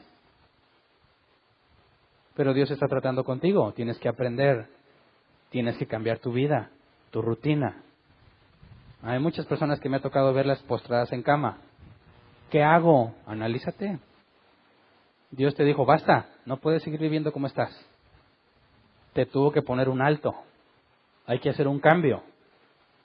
¿Dónde está ese cambio? Eso te lo va a revelar Dios en oración. Tienes que decir, a ver, así como voy, no debo seguir. Dios me está haciendo un alto. Tengo que pensar, ¿qué debo de cambiar? Porque es en esos momentos cuando valoras el ponerte de pie, cuando valoras ir al baño sin ayuda, cuando valoras comer, cuando valores lo que estás acostumbrado a hacer todos los días. Y eso te debe llevar a replantear tu vida. Decir, he estado tan enfocado en otras cosas que me olvidé de estas cosas básicas que son un regalo de Dios. y necesito enfocarme en lo que verdaderamente es valioso y tomar lo demás como secundario. La disciplina no es agradable, pero produce un cambio. Ahora, Dios no falla. Si Dios te disciplina, vas a cambiar. Es imposible que no cambie si Él te disciplinó, porque Él no intenta. Él es todopoderoso, Él lo hace. ¿Ok? Entonces ahí está nuestra esperanza. ¿Te das cuenta? Me esfuerzo. No puedo y no puedo y no puedo. Dios es fiel, es bueno, es justo y me va a corregir. No me va a gustar, pero me va a corregir. Así que, ¿sabes qué, Dios? Ayúdame a hacerlo por las buenas. Porque siendo hijo de Dios, no va a dejar que te extravíes más de la cuenta. La Biblia dice también que no nos ha venido ninguna prueba que no pueda resistir. Todas las tentaciones que sufrimos están en un ambiente controlado. Dios dijo, eso lo puedes soportar. Es que es demasiado fuerte. Si fuese demasiado fuerte, Dios no lo hubiera permitido. Está muy fuerte, es muy dolorosa, puedes. Si no, Dios no te lo hubiera puesto. Así que es que no puedo. Ya sabemos que no puedes. Necesitas ir a pedir gracia. Necesitas pedir misericordia. Y entonces vas a esforzarte no en tus fuerzas, sino confiando en que Él, que tiene poder para hacer todo, me va a sostener en lo que estoy haciendo. Y las cosas pasan y cambias. Y según mi ejemplo, bajas de peso. Pero entonces nos enfrentamos a esto irremediablemente. Hablando de ser cristianos, y pecas porque quieres, ¿verdad? Sabes hacer lo bueno y decides no hacerlo. Cada vez que un nacido de nuevo peca, le está diciendo a Dios, no me importa lo que tú dices, voy a hacer esto que yo creo que es mejor. ¿Qué es más grave? ¿Pecar cuando eres esclavo del pecado? ¿O pecar siendo libre del pecado?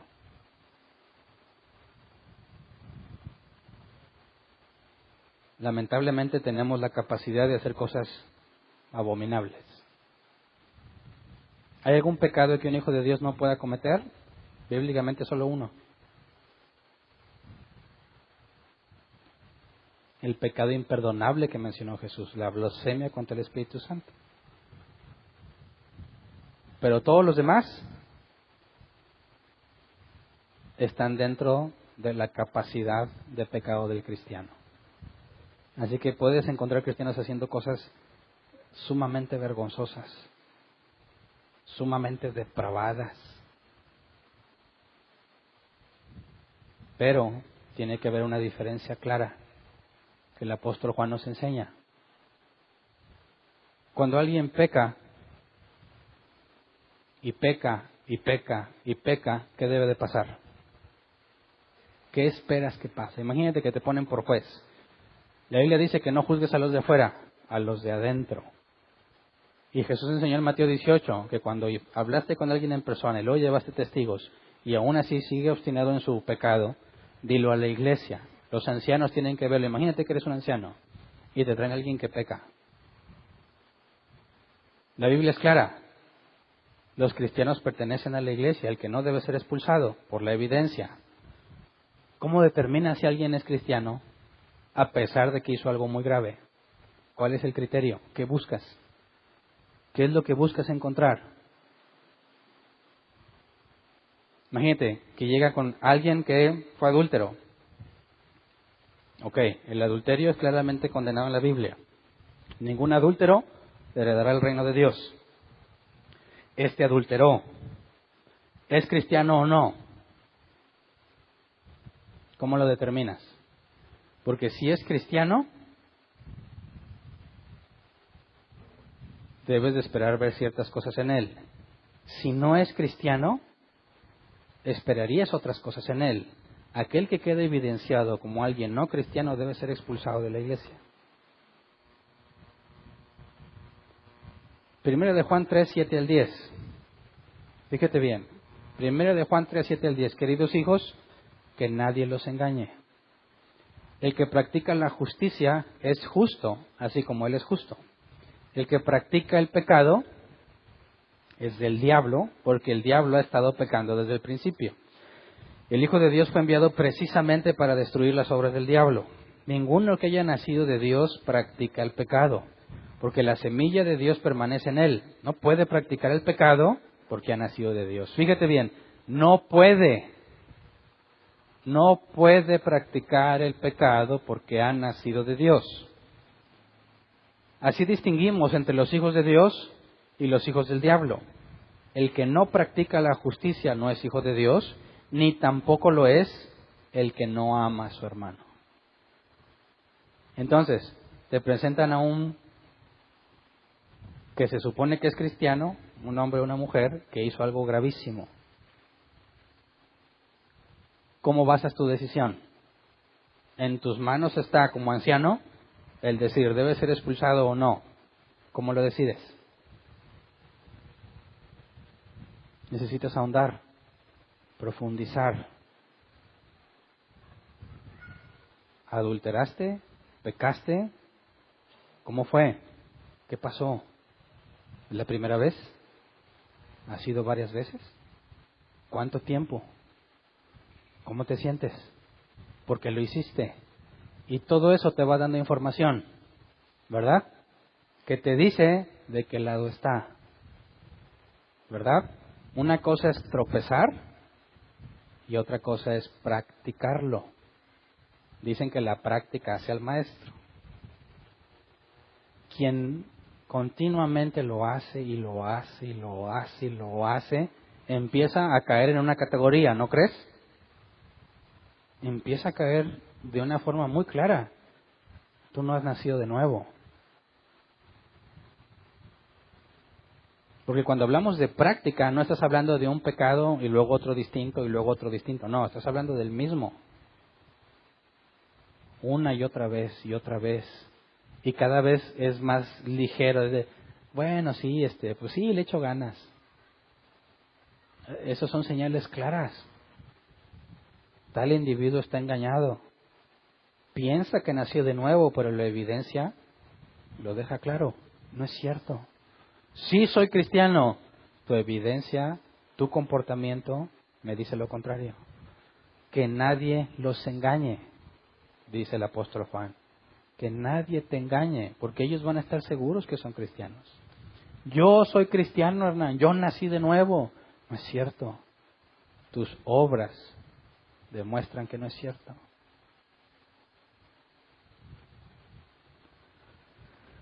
Primero de Juan 5, 16 y 18. Si alguno ve a su hermano cometer un pecado que no lleva a la muerte, ore por él, y Dios le dará vida.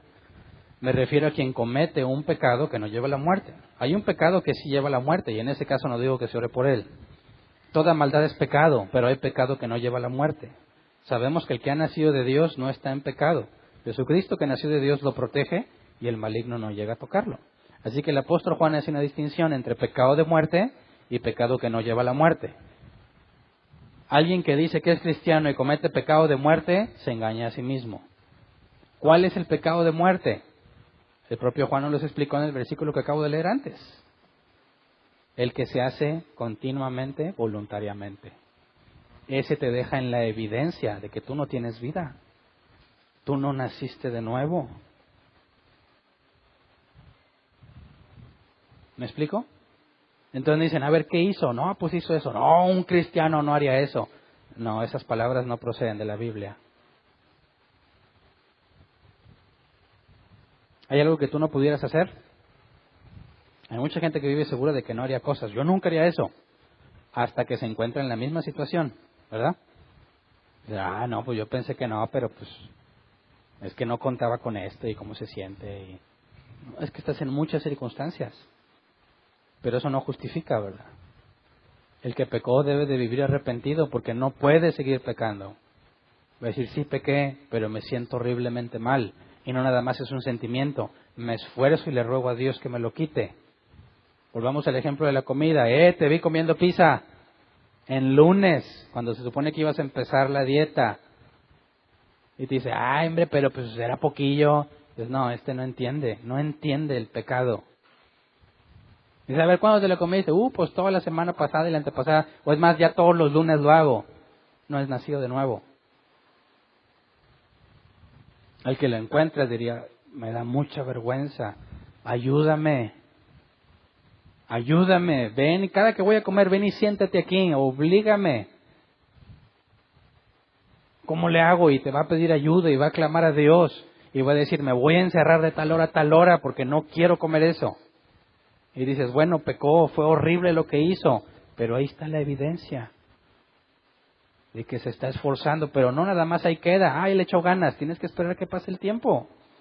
Porque si Dios lo disciplina, va a dejar eso. Ahí está la diferencia. ¿Me explico? Entonces, hablar de santificación tiene que ver con la lucha que vas a llevar toda tu vida. Y después de todo esto que estudiamos en cuanto a la santificación, quiero que terminemos con este pasaje, Hebreos 12:14. Busquen la paz con todos y la santidad sin la cual nadie verá al Señor. ¿Entiendes por qué sin santidad no puedes ver a Dios? Porque sin santidad no tienes esto. Y Jesús dijo que a menos que nazcas de nuevo, podrás ver el reino de Dios. Sin santidad, no tienes santidad, entonces esto nunca pasó en ti. No vas a ver al Señor. No es, si me porto bien lo voy a ver y si me porto mal, no. Sin santidad no hay regeneración. Sin regeneración no hay prueba de que eres hijo de Él. Entonces, tenemos una tarea difícil hablando de ser cristianos, ¿verdad? Una tarea que se lleva todos los días. Ahora pregunto yo, ¿cómo le hacen los cristianos que no oran? ¿Puede haber cristianos que no oren? ¿Cómo le haces? ¿Cómo le haces los días? ¿Cómo luchas? Es que es fácil, el que no ora, porque no lucha. Y el que no lucha, vive bajo sus propios criterios. Se engaña a sí mismo. No puede decir, es que hay cristianos, no, soy cristiano, pero no leo la Biblia ni oro. Te tengo noticias, no eres. La única esperanza es que hayas sido tan negligente que seas como uno de esos que dice la carta a los hebreos, debiendo ser ya maestro, eres como un niño. Pero si eres uno de esos, la Biblia es clara en lo que te debo decir. En el nombre de Jesús, arrepiéntete. Ya, es todo lo que necesitas oír. Hazlo. No necesitas nada más. Hazlo. Vamos a ponernos de pie y vamos a orar.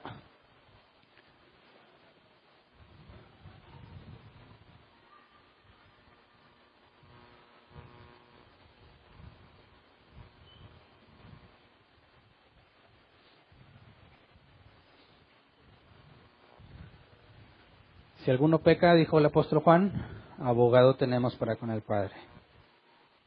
La cantidad de pecados que has cometido no te hace indigno para hablar con Dios. Si tú eres su hijo, los méritos de Cristo están en ti.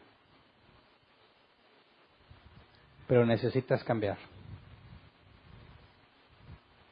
Necesitas humillarte. Dejar de hacer lo que amas hacer y hacer lo que Dios quiere que hagas. Es muy importante.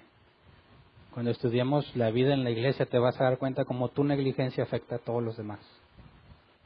No eres tú el único afectado cuando no te esfuerzas por vivir en santidad. Afectas a toda la congregación. Le afectas en el avance, haces tropezar a otros, generas muchos problemas. Necesitamos santidad. Esfuérzate. Esforcémonos. Pidámosle a Dios misericordia. Señor, tú eres fiel, dice la Escritura. Tú nos consideraste dignos al ser llamados, no por nuestras obras, sino por lo que Cristo hizo. Así que queremos pedirte que nos humilles ante ti, Señor. Enséñanos a amar lo que tú amas. Queremos aborrecer lo que tú aborreces. Que en todos los aspectos de nuestra vida, Señor, podamos ver crecimiento. Y cada vez más nos parecemos a ti. Quizás aún muy poco es. Quizás es muy poco el cambio, Señor, pero concédenos ver cambios todos los días. Concédenos venir a pedirte tu ayuda todos los días. Concédenos, Padre, analizar, meditar tu palabra, escudriñarla todos los días, para que podamos adquirir el conocimiento que nos da vida, que para que podamos identificar problemas a los cuales estamos ciegos, para que podamos ver con tus ojos el pecado, Señor, para que podamos ver el tremendo daño que genera, Señor, en lugar de verlo atractivo. Que podamos ver nuestras vidas desde tu perspectiva, Señor. Que dejemos de compararnos entre nosotros mismos, decir yo soy más santo que Él o menos santo que otro, Señor, sino que tú siempre seas el estándar. Ninguno se pueda sentir que ha terminado, que todos al compararnos contigo, con tu perfección, con la vida de Jesús aquí en la tierra, veamos el gran camino que nos falta, pero que podamos hacerlo confiando en ti, Señor, que avancemos en la carrera fortalecidos en ti. Todo lo puedo en Cristo que me fortalece. Enséñanos, Padre, ya sea que nos des abundancia o escasez, no nos dejes sin disciplina. Enséñanos a hacer como Jesús dijo, si nuestro ojo es ocasión de caer, que nos lo arranquemos. Si nuestra pierna nos hace pecar, que nos la cortemos, Señor, en el sentido de que estemos dispuestos a hacer todo lo que sea necesario para ser agradables a ti, Señor, en nuestras obras. Queremos bendecir a los demás, edificarlos, que nuestra obediencia a ti, Señor, sea para el bien de mis hermanos. Que nuestro esfuerzo, Padre, sabiendo que no es en vano, sea para edificación de nuestros hermanos. Que podamos motivarnos unos a otros, viendo que avanzan, viendo que los fortaleces, que los llevas, Señor, que les das responsabilidades, que nos muestras a todos que tú lo has limpiado, que tú lo has lavado, que tú lo has regenerado. Que cuando me equivoque, Señor, mi equivocación, Señor, sea ejemplo de que tú tienes el poder para transformarme. Que cuando me equivoco, Señor, a pesar de que no quiero equivocarme, aun que mis errores sean como prueba que tú tienes el poder para transformarme. Y si me puedes transformar a mí, puedes transformar a todos. Padre, si somos tus hijos, no nos dejes sin disciplina. No me dejes hacer lo que yo quiero. Haz tu voluntad en mí, Señor. Cámbianos, transfórmanos por tu poder. Que tu Espíritu Santo, Señor, nos guíe todos los días. Y cuando queramos resistirnos, por favor, te lo pedimos, oblíganos a hacer tu voluntad, porque es lo mejor que podemos hacer. Quita todo lo que estorbe nuestras vidas. Arranca todo lo que no es tuyo, Señor. Queremos ser hijos de ti, hijos tuyos en toda la extensión de la palabra. Ayúdanos para que podamos ayudar a otros, sobrellevar las cargas los unos de los otros, dice tu palabra, Señor, y enséñame a avanzar para poder ayudarle al que está empezando, para decirle cómo salir del pozo al que acaba de entrar, para decirle cómo encontrar la luz al que está perdido en oscuridad. Señor, para que tu nombre sea glorificado y para que todos crezcamos y lleguemos a la estatura del varón perfecto como tú lo has prometido, Señor. Gracias por tu perdón. Gracias por tu misericordia y tu paciencia, Señor. En ti confiamos. Amén. Pueden sentarse. Sección de preguntas. Si tienes una pregunta, levanta tu mano. Te llevan el micrófono, tenemos 15 minutos. Si tienes más de una pregunta, primero haz una pregunta para que los demás tengan oportunidad. Y si ya no hay nadie con preguntas, ya aún tenemos tiempo, entonces vuelve a levantar la mano y haz las preguntas que tienes también. ¿Ok? Aquí hay una mano levantada.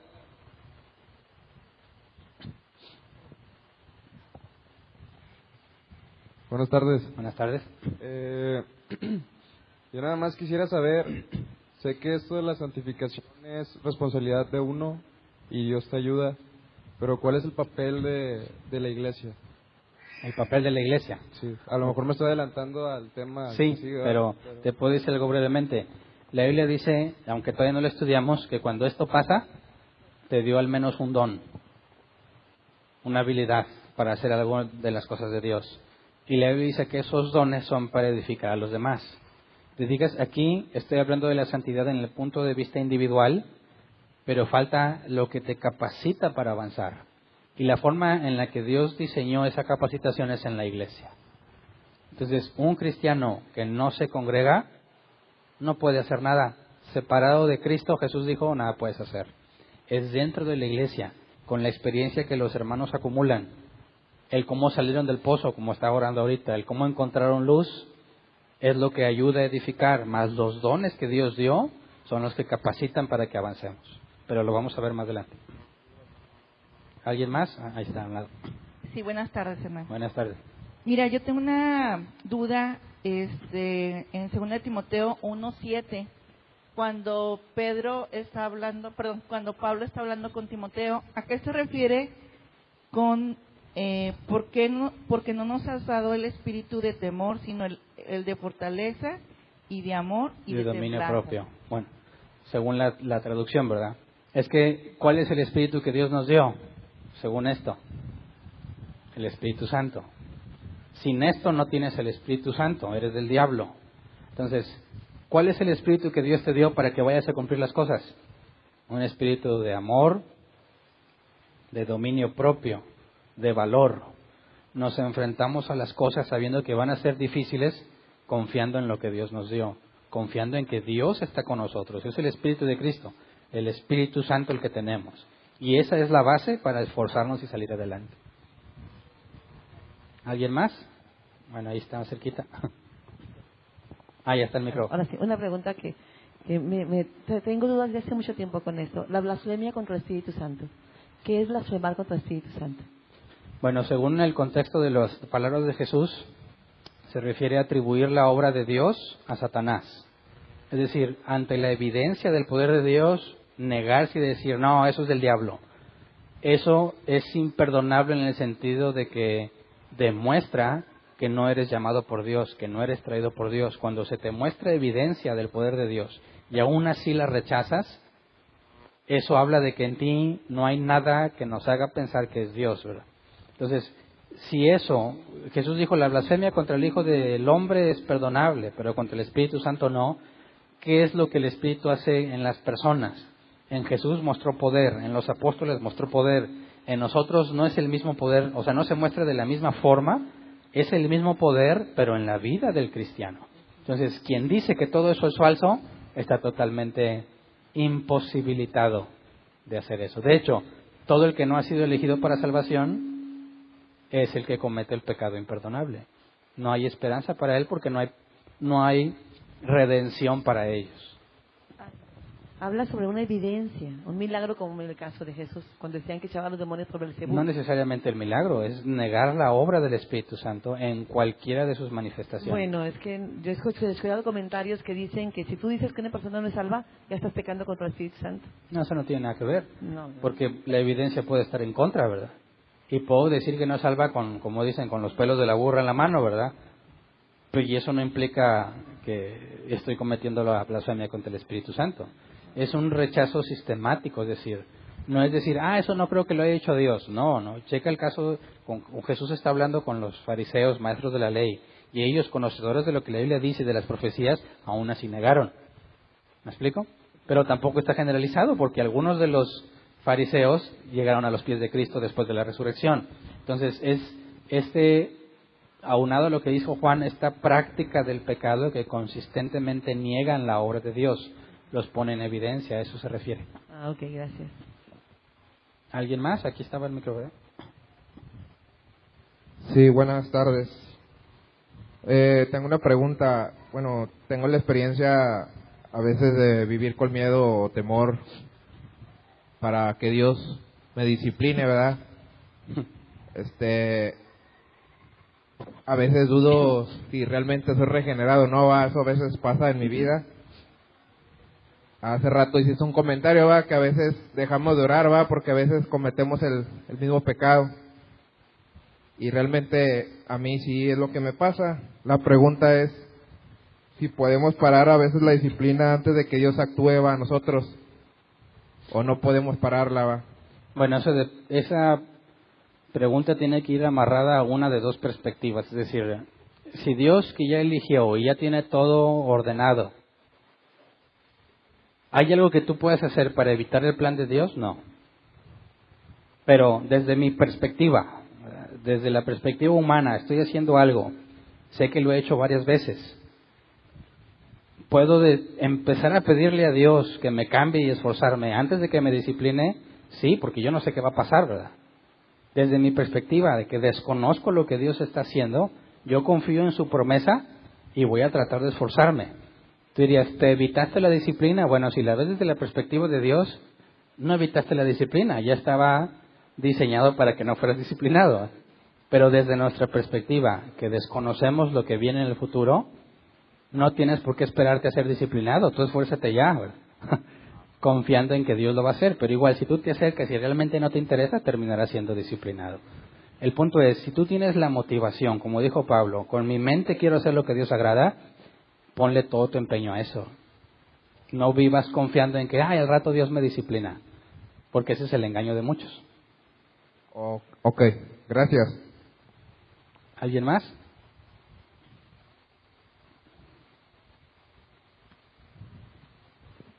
Sí, ahorita que... Sí, buenas tardes, Hernán. Me perdí un poquito nada más en la parte donde mencionaste yo lo vi como 3 etapas. El nacimiento a partir de lo que es de regeneración y todo eso, y el crecimiento en lo que es en la perseverancia. Ya no recopilé lo que dijiste en lo último, en la glorificación. La glorificación. Sí. La glorificación y la resurrección. Cuando resucitas en un cuerpo glorificado. Y según la Biblia eso es instantáneo. Pero sí lo mencionaste así, ¿verdad? Como etapas. Sí. Es que aparte la vamos a estudiar todavía más adelante. Ok. Vamos en ese orden. Sí, acerca de lo que decía la hermana de la blasfemia del Espíritu, contra el Espíritu Santo. Contra el Espíritu Santo. Entonces, la persona que dice que las Escrituras fueron escritas por hombres, que están negando el poder o la autoridad que tiene la Biblia.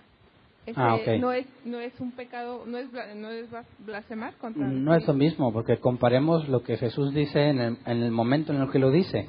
Está echando fuera demonios, está sanando enfermos, los ciegos recuperan la vista. La evidencia es clara y contundente. Leer la Biblia así por sí misma no resulta en ninguna evidencia. Es normal que cualquiera diga, yo no creo eso. Necesitas investigar, entender de dónde vienen las pruebas que tenemos, qué es la hermenéutica, y entonces concluyes. Así que el simplemente desechar la Biblia no puedes comparar con ver a una persona que estaba paralítico y ver que se levanta. Ver a un ciego que ahora ve. Ver a una persona muerta que resucita y luego decir, sí es un milagro, pero lo hizo el diablo. O sea, el nivel de obstinación no se compara con el hecho de decir, no creo lo que la Biblia dice, ¿verdad? Okay. ¿Alguien más? ¿Acá?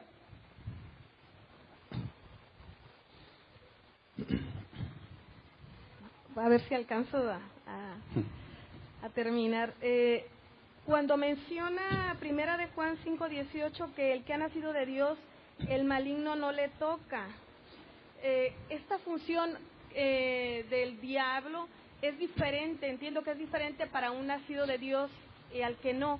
Y cuando una persona que es cristiano, que ha sido renovado, cae, pero porque no pudo, no porque el maligno lo tocó, sino por sus propias concupiscencias, o porque aquí no aplica que el maligno no lo toca.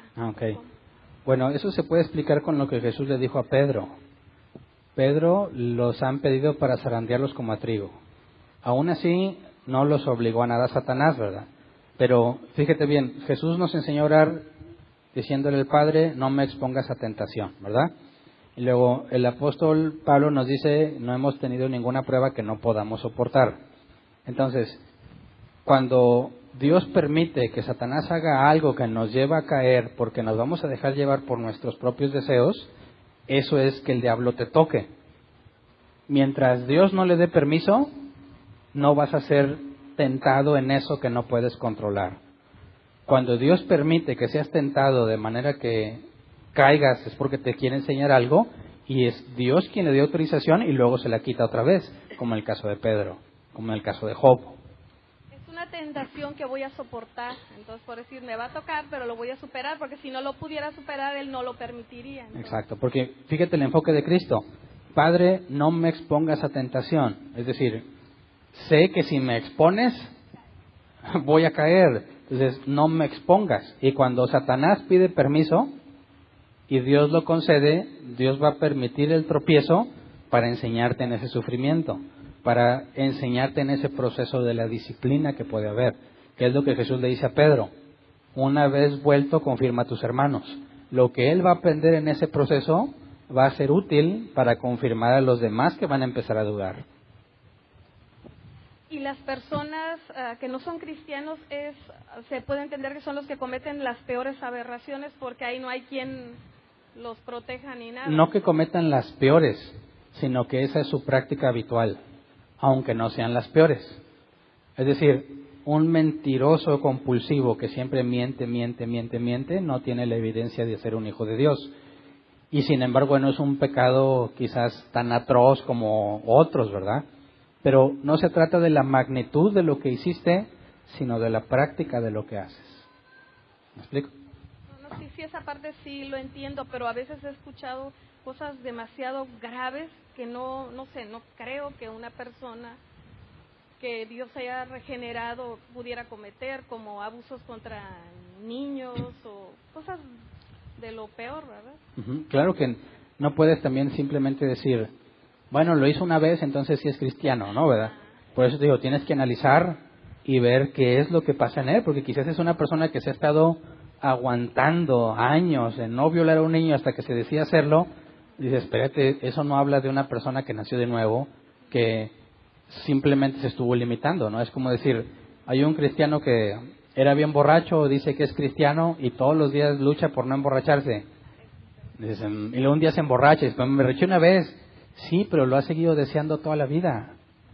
Acuérdate que en la regeneración nuestros deseos cambian. No puedo estar soñando que, hombre, ya nomás, ahora sí me voy a embriagar. No, no puedo. Y lo anhelas. No, nuestros deseos también son renovados. Okay. Tiene ¿Explico? mucho que ver con esos anhelos. Okay, gracias. Muy bien, entonces, ¿todavía hay tiempo o no para preguntar? ¿Sí? ¿Hay más preguntas? ¿No? Bueno, me sobró tiempo. Me lo guardan para la otra, Henry.